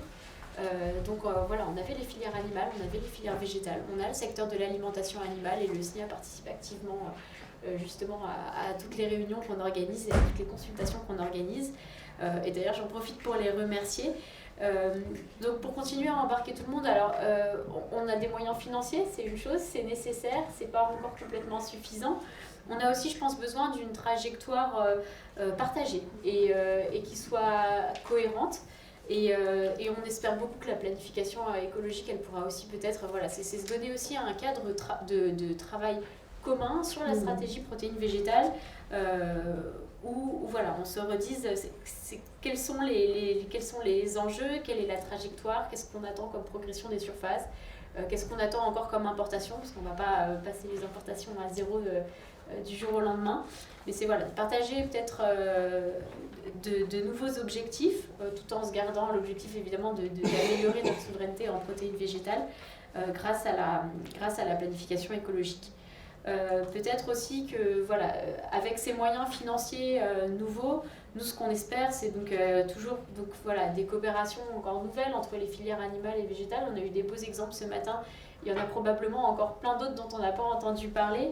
Et l'idée c'est d'avoir des moyens financiers pour aussi accompagner ou peut-être pour permettre d'initier ou en tout cas démarrer pour débloquer là parfois là où ça peut bloquer. On a parlé aussi un peu ce matin de contractualisation et on pense que c'est un levier qui est vraiment intéressant. La traçabilité aussi également et la transparence. Quand on disait, je crois que c'est Benjamin qui a dit que c'était quelques centimes en fait, de surcoût pour le producteur. Alors c'était peut-être vrai il y a quelques années, c'est peut-être un peu plus aujourd'hui, mais déjà la transparence pour faire savoir peut-être à quoi ils servent ces quelques centimes-là au niveau du consommateur, parce que probablement quand on sait à quoi ils servent, ça augmente un peu la propension à payer un petit peu plus. Donc voilà, il y a vraiment tous ces enjeux de transparence et de pédagogie au niveau de tous les maillons de la filière. On a parlé de besoins en recherche et innovation. Nous, on espère aussi beaucoup que la planification écologique, ça va nous permettre, ces nouveaux crédits, de lever des verrous. Alors, on a parlé en recherche agronomique, il y a aussi la création variétale. Et Benjamin en a bien parlé, c'est vraiment un sujet qui est majeur sur les protéagineux en France. On a toute l'organisation des filières en aval, toute la compétitivité des outils industriels. Ça, c'est aussi quelque chose... voilà, quand on parle de trajectoire partagée, c'est ça qu'on essaye de faire aujourd'hui dans nos petits groupes de travail sur qu'est-ce qu'on fait avec la planification écologique demain. C'est de partager les enjeux, les besoins, pour continuer en fait à être tous mobilisés pour des objectifs partagés. Quand vous écoutez Laurent qui nous parle du problème des réserves de substitution, voilà, on essaye de faire du soja français, mais ça consomme de l'eau. Est-ce qu'on peut faire des exceptions? Voilà, vous l'avez entendu aussi sur ce point-là. Oui, c'est bien noté. Donc effectivement, nous au niveau du ministère, c'est vrai qu'on donne des... c'est bien noté, je ne peux pas me prévaloir des arbitrages, je sais arbitre un peu au-dessus de ma tête quand même. Mais vraiment, voilà, aujourd'hui, c'est vrai qu'on sait que la production de semences, c'est un maillon qui est vraiment classé comme prioritaire. Demain, ils mettent le soja, voilà, je peux m'engager à faire remonter au moins la question. Je ne sais pas ce qui sera arbitré, mais c'est vrai que voilà, il y a un plan eau qui a été lancé par le président de la République et avec une exception agricole sur ce plan eau qui est quand même importante, qui dit voilà, on va essayer d'aller chercher de la sobriété à l'hectare pour pouvoir augmenter les surfaces irriguées et donc pour pouvoir potentiellement irriguer de nouvelles cultures. Et c'est vraiment une exception qui est faite pour le secteur agricole dont on reconnaît son exception parce que on a besoin de produire plus. Donc voilà, j'ai bon espoir que les choses aillent dans le bon sens, y compris sur l'eau, avec aussi des moyens qui vont être dédiés en fait à des fonds hydrauliques. Enfin voilà, il y aura aussi des moyens. C'est pour ça que le nouveau plan protéines avec 100 millions de dotation, 100 millions pendant 4 ans par an, voilà, c'est des signaux qui vont dans le bon sens. Et il faut investir à tous les échelons, c'est-à-dire au niveau de la semence, on a donné l'exemple du pois, il faut faire la même chose sur les légumes secs, le lentilles, le pois chiche, sur la févrole, sur le soja, et ça fera partie du travail qu'on va devoir faire émerger dans les années qui viennent. Il y a un gros travail à faire aussi au niveau des agriculteurs et des producteurs sur les systèmes de culture innovants, les allongements de rotation, l'adaptation au changement climatique. On a des plateformes qu'on mène en commun inter-instituts techniques entre les Oléopro, Arvalis, la betterave, etc. pour changer, il y a 6 ou 7 plateformes en France qui nous montrent qu'on arrive à trouver des solutions techniques pour atteindre des objectifs environnementaux, climatiques, même en termes de temps de travail pour l'agriculteur, d'impact social. S'il y a des améliorations, ce qui pêche toujours, c'est le revenu, la rémunération. Et donc c'est là-dessus qu'il faut qu'on arrive, tous les maillons, à trouver des facteurs de compétitivité, écraser des coûts, changer la façon qu'on a de travailler, s'organiser différemment. Et donc au niveau des producteurs, il y a des moyens très forts à mettre en œuvre aussi sur les moyens de production. Semences, je l'ai cité. Demain, les engrais, avec la décarbonation des engrais, à quel coût? Les produits phytosanitaires, alors là, on a vraiment des angoisses très fortes sur le secteur des oléagineux et des protéagineux, avec des cultures qui sont mineures, qui n'intéressent pas forcément beaucoup les firmes phytosanitaires, sur lesquelles les matières actives sont plutôt en réduction qu'en augmentation. Il faut absolument réussir à préserver les matières actives qui restent. Et ça, c'est un incontournable. Et ça rejoint cette idée d'avoir un statut particulier pour les légumineuses, parce qu'on est en déficit de production de ces plantes-là, et qu'il faudrait peut-être, au niveau de l'ANSES notamment, prendre en compte des éléments scientifiques de dangerosité, de toxicité des produits, etc., mais aussi des éléments par rapport à la souveraineté, par rapport à l'impact sur la décarbonation, puisque c'est des leviers forts de décarbonation également. Et donc intégrer l'ensemble de ces paramètres de manière objective et objectivée, mais dans les choix qui sont faits de maintenir ou non telle ou telle molécule, ou de conserver des usages en tout cas, sur des cultures mineures pour lesquelles c'est beaucoup plus difficile. Et ça rejoint peut-être un statut particulier également par rapport à l'irrigation. Donc sur des cultures en tension comme ça, il faut pas se priver de cette possibilité-là de donner un cadre adapté, spécifique par rapport à ces cultures. Au niveau de la logistique et de la collecte, évidemment, des investissements forts à faire, puisqu'on n'est pas du tout dans des logiques pondérales comme pour les céréales, mais plutôt d'allotement et de petits lots. Et donc ça nécessite une gestion à part, sur laquelle il y a un plan logistique qui est fait par la coopération agricole notamment, et qui va être abondé via ce plan protéines. L'industrie de transformation, évidemment, et la communication à la fin, pour expliquer aux consommateurs. Et donc ces 100 millions d'euros, il y a un tiers fléché au niveau des agriculteurs, au niveau de l'amour agricole, y compris en équipement de matériel spécifique pour la culture de ces plantes riches en protéines, et 2 tiers pour tout l'aval. Et ça, c'est une vision voulue et partagée par les producteurs aussi, c'est-à-dire qu'il faut investir massivement sur les débouchés et sur l'efficience de toute la chaîne de valeur au niveau des débouchés pour gagner en compétitivité. Il y a des sujets au niveau de l'exploitation agricole, mais il y a des sujets encore plus forts au niveau de l'aval industriel. Et donc vraiment, il faut investir. La deuxième chose, c'est qu'il faut également donner de la cohérence à tout ça, et donc le plan protéines va s'inscrire dans la planification écologique, mais nous on souhaite aller plus loin et construire un contrat de filière, c'est-à-dire un contrat de filière qui s'insère pleinement dans la planification écologique, mais qui mette en cohérence les différents arbitrages qu'il peut y avoir entre le niveau de décarbonation qu'on veut atteindre, le niveau de souveraineté qu'on veut atteindre, le niveau de protection de l'environnement avec la réduction des utilisations de produits phytosanitaires, le niveau d'accès à l'eau. Tout ça pour arriver à l'objectif du plan protéines. Tout ça doit marcher ensemble et donner une cohérence, parce que sinon, si on n'a pas une boussole claire, et il nous faut vraiment un affichage clair, et c'est ce qu'on a demandé au ministre hier lors de nos rencontres Léopro, de pouvoir travailler sur un contrat de filière qu'on souhaiterait voir émerger au moment du Salon de l'Agriculture. En 2024, printemps 2024, d'accord. Voilà, l'élément important aussi, puisqu'on parle beaucoup de souveraineté alimentaire locale, et donc là, c'est la déclinaison du plan protéines dans les régions. Et là, on a mis en place tout un tas d'initiatives régionales qui fédèrent. On n'a pas voulu recréer des interpros régionales, mais une dynamique interprofessionnelle autour de projets communs, en laissant les acteurs, en fonction des régions, s'organiser comme ils le souhaitent. Parce qu'à la fin, ce n'est pas à Paris qu'on va produire des protéines, ni les transformer. Ça va être dans les régions que les acteurs vont se coordonner pour pouvoir le faire. Et donc là, nous, on anime différentes cellules, différents plans protéines régionaux, qui partagent des expériences entre eux, qui sont confrontés à des mêmes problématiques. Et ça permet de booster et de gérer aussi des relations entre les territoires pour qu'ils trouvent des solutions à leur niveau. C'est quoi les régions les plus dynamiques sur l'alimentation animale Alors, on a à peu près toutes les régions en Bretagne, Hauts-de-France, Grand Est, BFC, Nouvelle-Aquitaine, Occitanie, Aura, ça n'a pas encore tout à fait démarré, mais on va y aller. Sachant qu'on a des initiatives locales, mais voilà, il y a encore des coordinations à rajouter.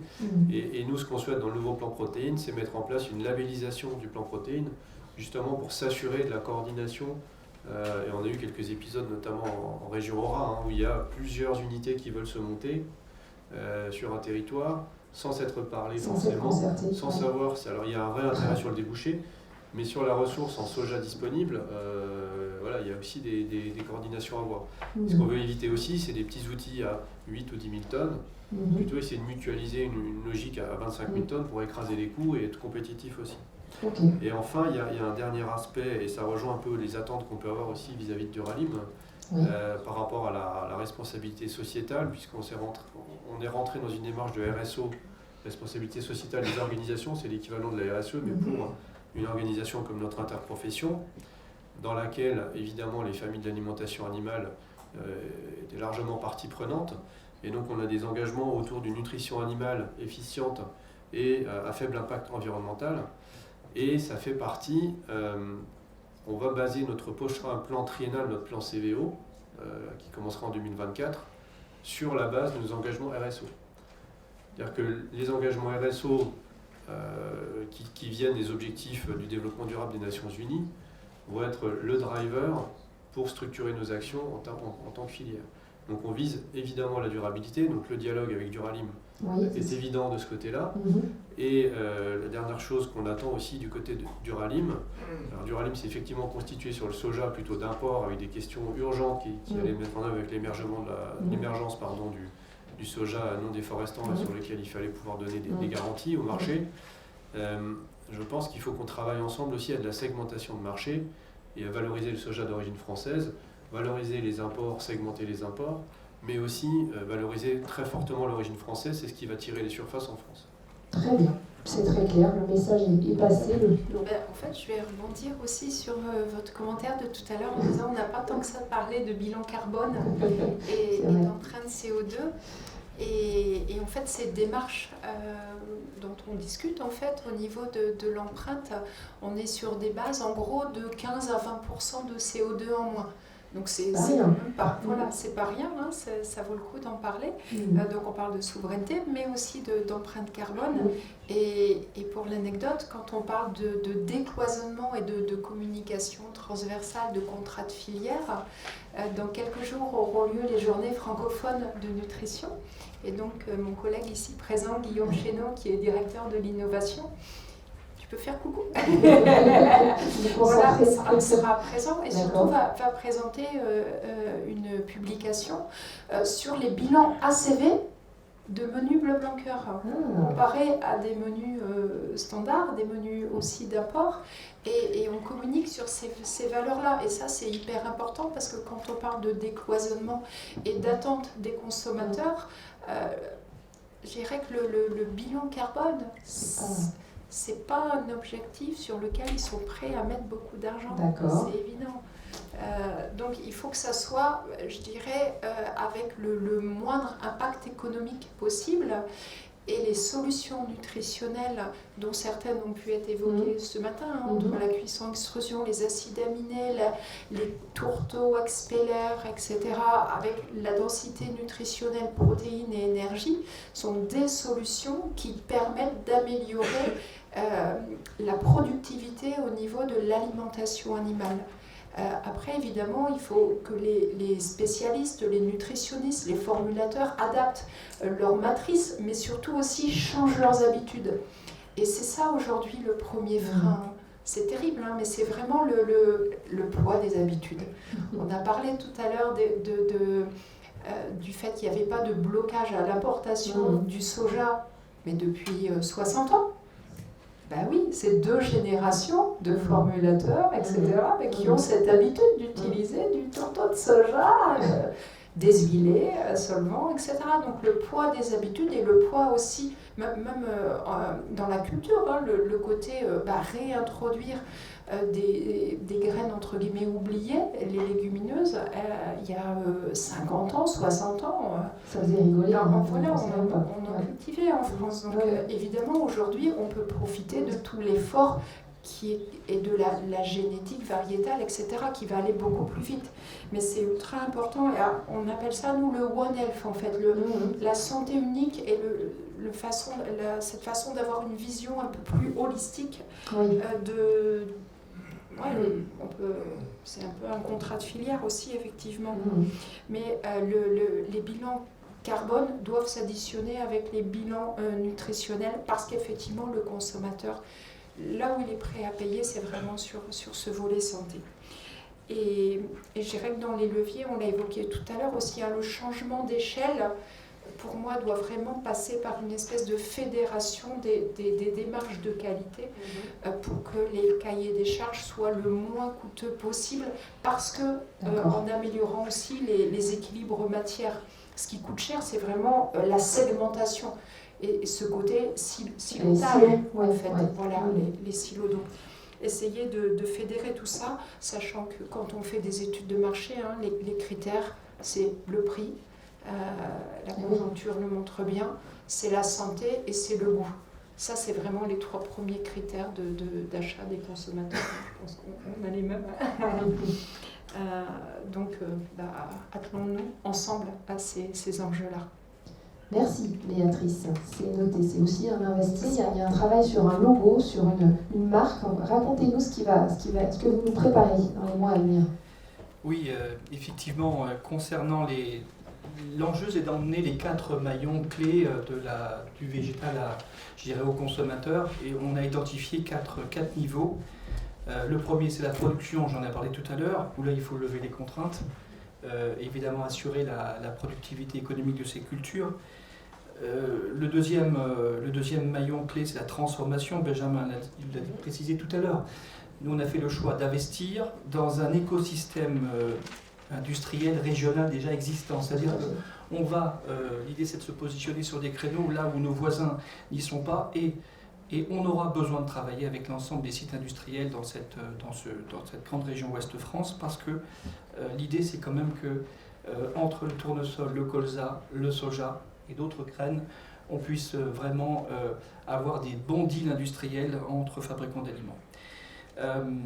Et c'est pour cette raison d'ailleurs que la région Nouvelle-Aquitaine, FEADER, France Relance a soutenu pleinement notre projet. Troisième niveau, c'est l'utilisation. Et là, Béatrice l'a dit tout à l'heure, changer les habitudes.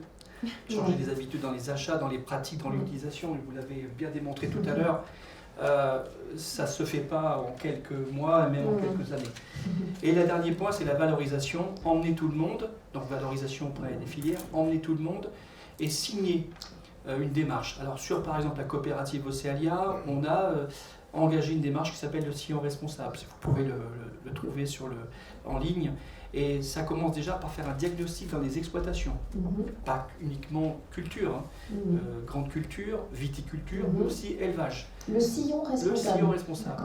L'idée, c'est d'engager cette transition agroécologique et de faire rentrer ces cultures, de diversifier ces rotations pour assurer cette production, mais aussi mettre en place une démarche de progrès dans les exploitations.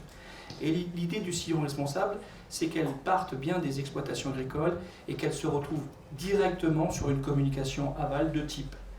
Par exemple, beurre AOP Charente-Poitou avec les partenaires laiteries de la région en particulier. C'est un programme de communication que nous avons mis en place avec la coopérative laitière Terra Lacta, pour ne donner qu'un exemple. Parce que si on veut faire ce lien végétal-consommateur, il faut à un moment donné, et ça s'est fait dans d'autres régions de France, hein, c'est pas nouveau, c'est qu'il faut à un moment donné que dans les pratiques, dans les territoires, on puisse allier l'autonomie alimentaire des exploitations agricoles, parce que dans les AOP c'est nécessaire, mais aussi et surtout cette notion d'autonomie également des bassins de production. Ça va de pair. D'accord.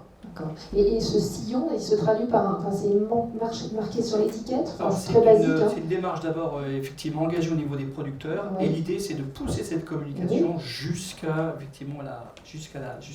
le consommateur. On a déjà des belles expériences dans d'autres régions et dans d'autres coopératives pour porter non seulement, pas uniquement sur le soja, mais pour porter sur de la transformation agroécologique des exploitations et polyculture élevage, parce que je prends l'exemple de la zone, on a beaucoup d'exploitations polyculture élevage où il y a la production végétale et la production animale. C'est aussi avant tout porter cette singularité de la parcelle de soja jusqu'à la barquette de viande ou le pack de lait. Et donc, qu'est-ce que Duralim pourrait vous aider en quelle façon, Laurent ? Alors, justement, ce chantier prioritaire soja que nous avons identifié sur les travaux Duralim, c'est de savoir maintenant comment structurer cette communication aval. Elle est extrêmement difficile, parce qu'elle est déjà bien structurée par l'entreprise, enfin, par l'industrie de l'agroalimentaire, par la distribution. Donc, c'est dans le comment.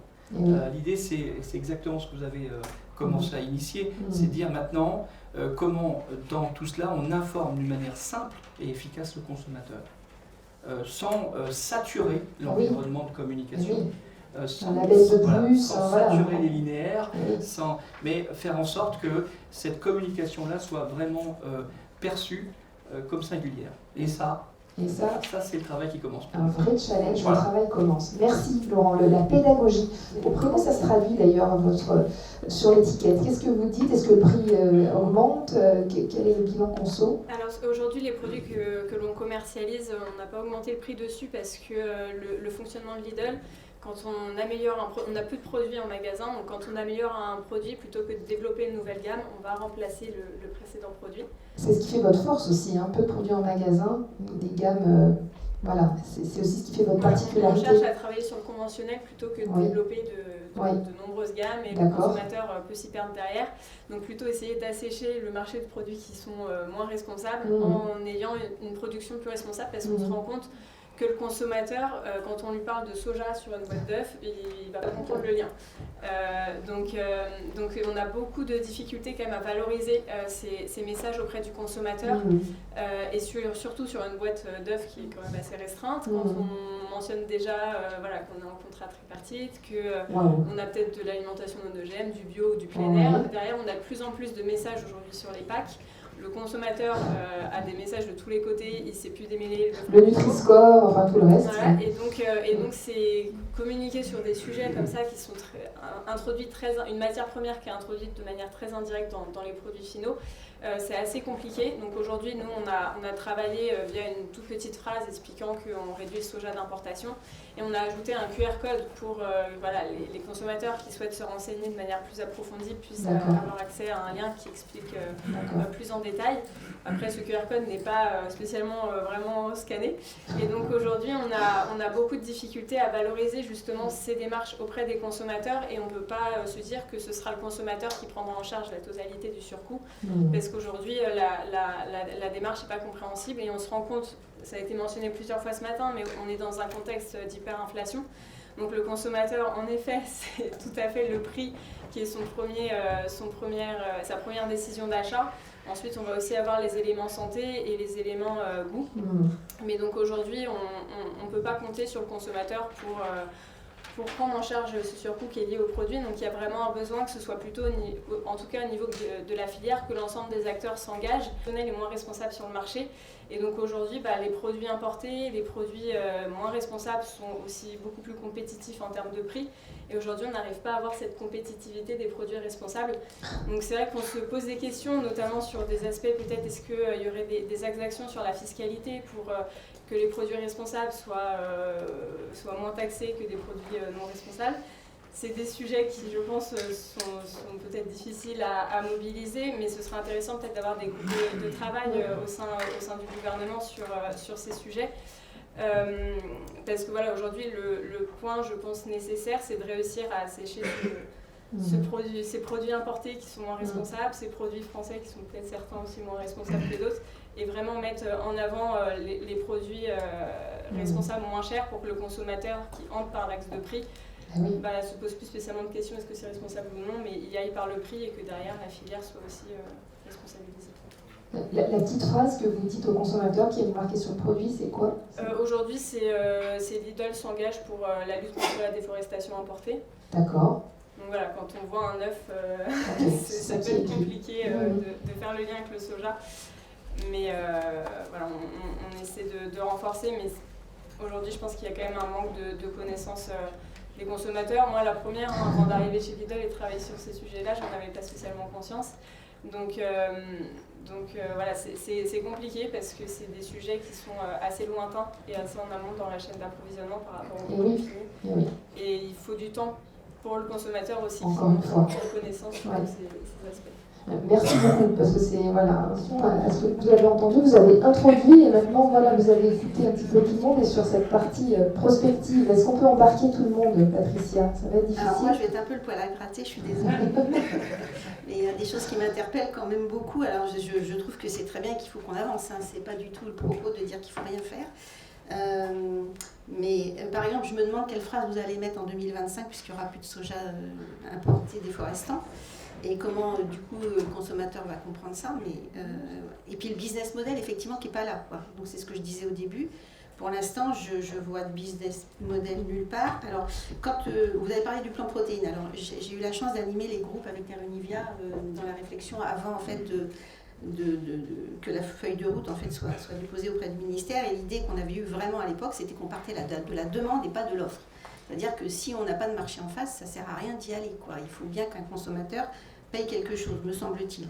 Et on avait travaillé à l'époque en se disant, on va mettre tant de bio, tant de non-OGM, puis tant de conventionnel. Et on trouvait de la rémunération et en face, on regardait si effectivement l'offre qu'on pouvait mettre en surface correspondait. Parce que le doublement par 2 des surfaces, il vient pas de, voilà, ça sort pas d'un chapeau, quoi. Et donc je me dis, est-ce que c'est pas... Et vous dites en fait qu'il faut effectivement être plus souverain, peut-être pour limiter son risque. Alors moi, je trouve que ça reste un risque que de se mettre dans un marché de niche, quand même. Où on est quand même à la merci effectivement du desiderata d'un consommateur qui aujourd'hui veut du prix, basta. Et Lidl, vous êtes les premiers à importer de la viande pour satisfaire aussi cette demande-là. Enfin, je veux dire, quand il y a de l'inflation, vous avez été un peu chahuté d'ailleurs, je pense, dans la presse à cause de ça. Enfin, mais puis ça se comprend. Enfin, moi, je pense qu'effectivement, on a un consommateur aujourd'hui qui est très très loin de savoir ce que c'est que le soja. Alors moi, j'ai une phrase, on peut leur dire que les légumineuses, c'est un super pouvoir, et leur expliquer avec quelques spots publicitaires tout l'intérêt que ça pourrait avoir. Mais et on l'avait même évoqué à l'époque quand on travaillait sur le plan protéines, quoi. Et alors la première chose, c'est d'abord qu'on parle de protéines, et toutes les protéines ne se valent pas. Donc moi, ça me gêne un peu aussi qu'on dise globalement aujourd'hui, on veut être un peu plus souverain, mais la protéine, en fait, on n'a pas besoin de plus de colza en France. C'est très bien le colza, il faut continuer à en faire, mais on a besoin de colza riche en protéines. Je vais vous donner l'exemple de la Pologne, qui est un grand producteur de poulet et qui nous taille des croupières. C'est un des plus gros producteurs de colza aussi. Ils produisent presque autant de colza que nous. Ils font beaucoup d'aliments volailles. Ils ne mettent pas 1 gramme de colza dans leur aliment volaille. Et ils importent leur soja essentiellement d'Argentine, donc un peu moins déforestant que le nôtre. Tout ça pour vous dire qu'on a besoin de colza riche en protéines. Et donc il y a de la recherche variétale sur le colza dont on n'a pas parlé et qui pour moi me semble aussi très très intéressant, parce que là vraiment, dans toutes les études prospectives qu'on a fait au Céréopa, on a vu que c'était celle qui permettrait demain de faire vraiment baisser les importations de soja. Donc ça c'est une chose. Donc, la deuxième chose, c'est que les acides aminés c'est super, mais il ne faut pas passer d'une dépendance à une autre. Alors il se trouve que la DG Agri va effectivement sortir son plan protéines, si j'ai bien compris, au mois de février. Nous, on a répondu avec plusieurs consultants européens à une étude qui a été demandée par la DG Agri pour savoir comment on pouvait diversifier les approvisionnements donc de l'élevage européen. Et donc, on a fait des études de cas dans plein de pays. Et on a fait une enquête auprès de l'ensemble des fabricants d'aliments européens. La première chose qui était là, c'était si le prix est là, on ira, quoi, forcément, ça revient tout le temps. Mais on a surtout fait passer, puisqu'on est en train de finaliser l'étude et de rendre le rapport là, pour le 15 décembre, qu'il fallait absolument réarmer par exemple l'Europe en production d'acides aminés. Parce que ça, ils ne se rendaient pas effectivement compte qu'en France, on a de la chance qu'on fait de la météo et de la lysine, mais globalement au niveau européen, on est hyper dépendant de la Chine, de la Corée, des États-Unis. Donc passer d'une dépendance à une autre, il faut aussi faire très attention à ça. Et en fait, on peut développer effectivement et mettre plus de protéines végétales françaises si on a ces acides aminés à côté de nous. Donc effectivement, c'est pas juste une matière première qui va résoudre tout le problème. Alors, il y a un autre truc aussi, moi, il y a quelque chose qui me gêne, c'est que souvent, malheureusement, la rentabilité, améliorer notre souveraineté, ça peut aussi, par moment, vouloir dire qu'on va devoir faire des concessions par rapport à notre bilan environnemental. Alors ça paraît bête ce que je dis, mais quand on extrude de la févrole, on augmente quand même l'énergie, on augmente les GES. Et donc il faut trouver des compromis entre tout ça. Et si on veut travailler sur la décarbonation, je trouve, à mon avis, qu'on n'a pas tous les outils. On n'a aucun thermomètre. Les ACV, on n'en a pas assez. Il faudrait même des ACV au niveau régional, puisque vous dites que vous allez travailler sur des territoires. Donc on n'a absolument pas d'argent qui a été mis sur les ACV. L'ADEME n'a pas d'argent pour ça, si j'ai bien compris. Et moi, je trouve que ça manque dans le plan protéines de flécher aussi de l'argent pour nous donner des références, parce qu'aujourd'hui, elles n'existent pas, ou elles sont faites du coup par les opérateurs et les fournisseurs. Donc voilà, moi je pense que là, il y a quelque chose à faire là-dessus. Et puis moi, je voudrais dire aussi, alors peut-être que c'est... faut se poser la question peut-être de la souveraineté, surtout de nos produits animaux. Parce que la souveraineté de notre alimentation animale, c'est bien, mais si effectivement ça coûte plus cher, ça va un peu à l'encontre de la souveraineté de nos produits animaux. Et que globalement, ce n'est pas le maillon de l'alimentation animale qui fait qu'on n'est pas compétitif. Et ça, il ne faut quand même pas l'oublier. Donc peut-être que si effectivement d'autres maillons étaient plus... étaient moins taxés ou parce que moins chargés, ça laisserait un petit peu plus de liberté peut-être au maillon alimentation animale pour augmenter peut-être un peu ses prix. Mais aujourd'hui, si vous regardez par rapport à la Pologne, par exemple, en poulet, en coût matière première, on est comme eux. C'est après, forcément, parce qu'ils ont un SMIC qui est 2 fois moins cher que nous, etc. Donc, l'alimentation animale peut faire quelque chose, il faut qu'elle fasse, et elle avance, et la nutrition animale, c'est hyper pointu, et c'est porteur de plein de progrès, mais peut-être le plus gros des efforts, il n'est pas à faire là, quoi. Et redonner un peu d'air à ce maillon-là, ça serait peut-être aussi une bonne chose. Voilà ce que je voulais dire. Non, mais c'est juste que voilà, il faut qu'un peu. Il y a aussi la volonté d'un homme derrière de actionner votre micro. Normalement, ça marche. Et vous représentez, s'il vous plaît, au public. Oui, bien sûr, merci. Bonjour à tous. Je suis Marine Reboul. Je travaille au ministère de la Transition écologique et de la cohésion des territoires. Vous parlez plus près? C'est pas grave. Là, ça va mieux? Non. Donc, bonjour à tous, je suis Marine Reboul, je travaille au ministère de la Transition écologique et de la cohésion des territoires. Je suis chargée de mission sur les questions de déforestation importée et je travaille notamment sur la mise en œuvre de la stratégie nationale de lutte contre la déforestation importée et la préparation à la mise en application du règlement déforestation de l'Union européenne. Donc merci à Duralim pour l'organisation de cette rencontre qui est très intéressante, je trouve, et l'ensemble des intervenants ont soulevé des points que j'ai notés scrupuleusement, notamment toute la question de l'alignement des politiques publiques pour encourager cette relocalisation, la valorisation des produits responsables, la réflexion sur le surcoût, aussi l'importance de développer des approches territoriales et par filière avec les différents maillons. Tous ces points sont très intéressants et je vous en remercie. Je voulais réagir par rapport à ce qu'a indiqué Madame Lecadre dans ses propos liminaires et de conclusion, indiquant qu'à partir de 2025, la question de la déforestation liée au soja importé était réglée. Je caricature un petit peu, mais ce n'est pas le cas. Vous l'aurez compris, effectivement, le règlement déforestation va entrer en application pour les entreprises à partir du 30 décembre 2024. Donc elles ne pourront plus importer de produits à risque de déforestation ou de dégradation forestière. Néanmoins, cette réglementation s'applique uniquement sur les forêts, telles que définies par la FAO, mais il y a également beaucoup d'autres écosystèmes naturels qui sont menacés par des conversions agricoles. Il y a la fameuse région du Brésil, du Cerrado, qui est très connue.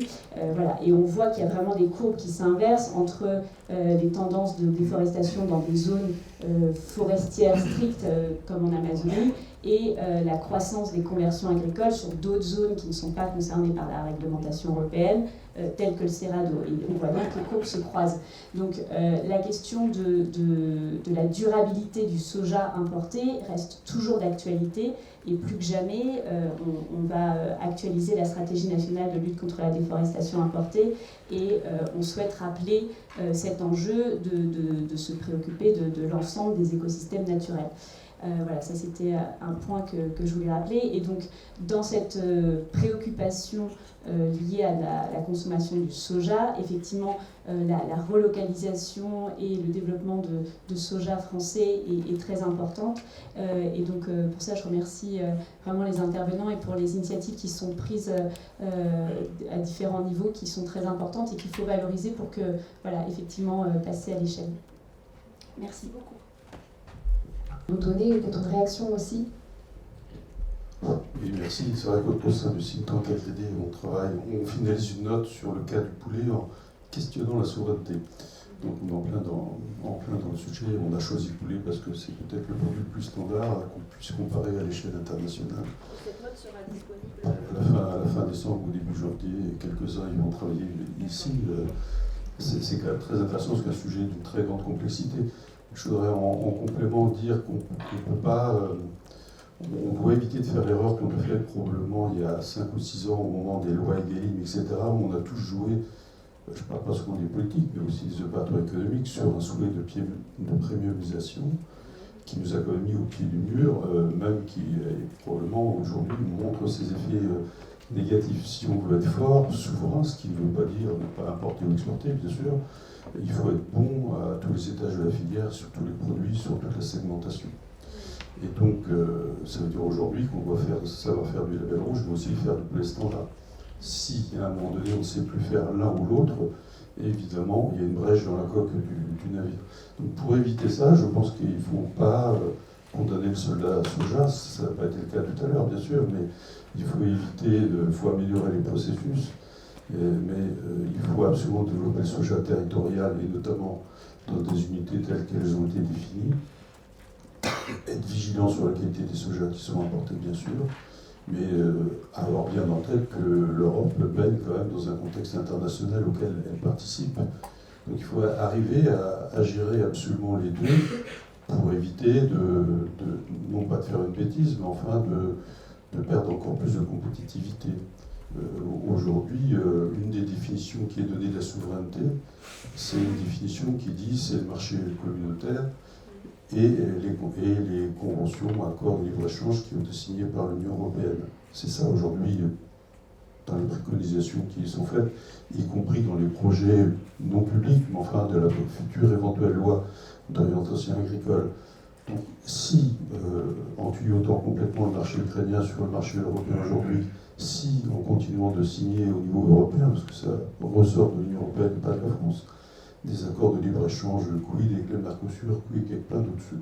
Si la souveraineté alimentaire, c'est dire je mange du poulet, je prends en cas du poulet, même s'il est d'origine brésilienne, chilienne, ukrainienne, on a un petit problème, quoi.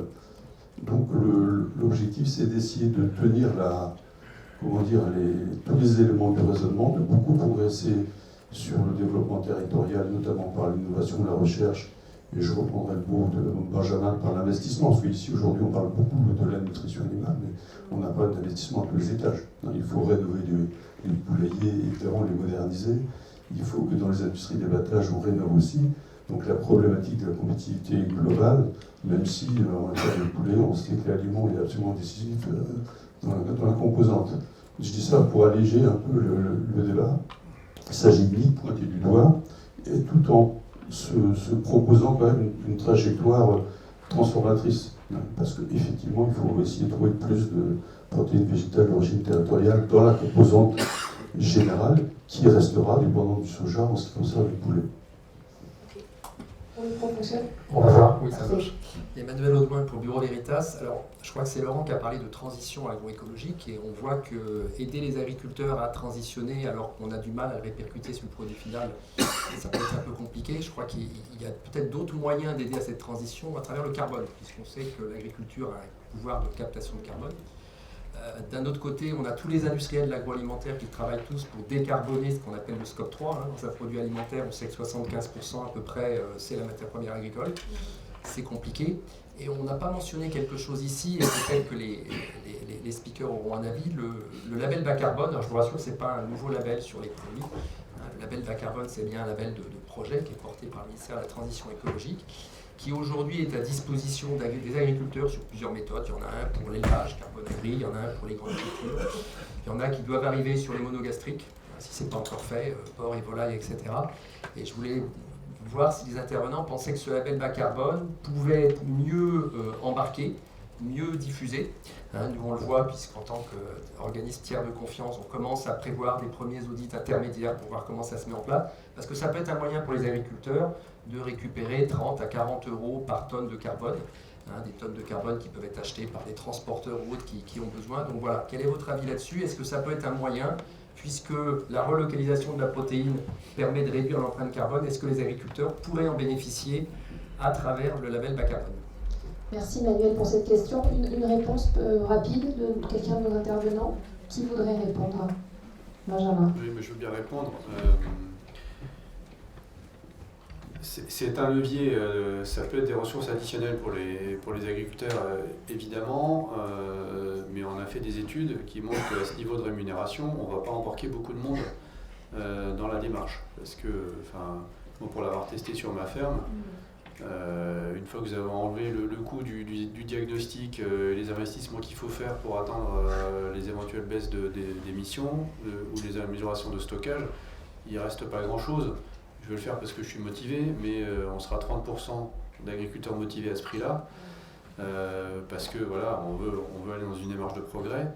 Mais si on va embarquer de manière un peu plus large 60-90% des agriculteurs, il faut des crédits carbone sur le marché volontaire à hauteur de 100 à 120 euros la tonne. Et on n'y est pas. Et les signaux qu'on a au niveau de Bruxelles, quand un ETS, donc un système d'échange de quotas de carbone, a été décidé de manière tripartite entre la Commission, le Parlement européen et le Conseil des ministres sur le transport et sur le logement, donc des secteurs qui impactent directement le portefeuille du consommateur. Ils ont décidé de plafonner, alors pas plafonner directement, mais de dire en cas de hausse du prix de la tonne de carbone sur ce marché au-delà de 39 euros la tonne, je réinjecte des quotas gratuits dans le système. Ce qui veut dire que, c'est le système de l'intervention qu'on connaissait en céréales. C'est-à-dire que le prix plafond sera à 39 euros la tonne, au motif de vouloir éviter un phénomène type gilet jaune à l'échelle européenne. Et si on veut qu'il y ait des crédits carbone, par exemple, qui soient répercutés sur l'alimentation, moi je parie fortement que comme le consommateur sera également directement touché par ça, il y aura le même mécanisme. Donc je ne vois pas d'augmentation, moi, à ce stade, du prix du carbone. D'autant plus que sur le marché volontaire, on peut trouver, c'est un marché mondialisé, on peut trouver des crédits carbone à 1 euro, 2 euros la tonne, 5 euros, 7 euros, la moyenne en Europe est à 6,35 euros. Donc c'est des ressources additionnelles, il faut les mobiliser. Il y a des aménités supplémentaires autour de paiements pour services environnementaux aussi, sur de la biodiversité et d'autres choses qu'on peut essayer de mobiliser. Il faut utiliser ces leviers-là, évidemment. Mais on retombe encore dans une premiumisation sur un certain nombre de segments, on n'aura pas d'effet massif, je pense.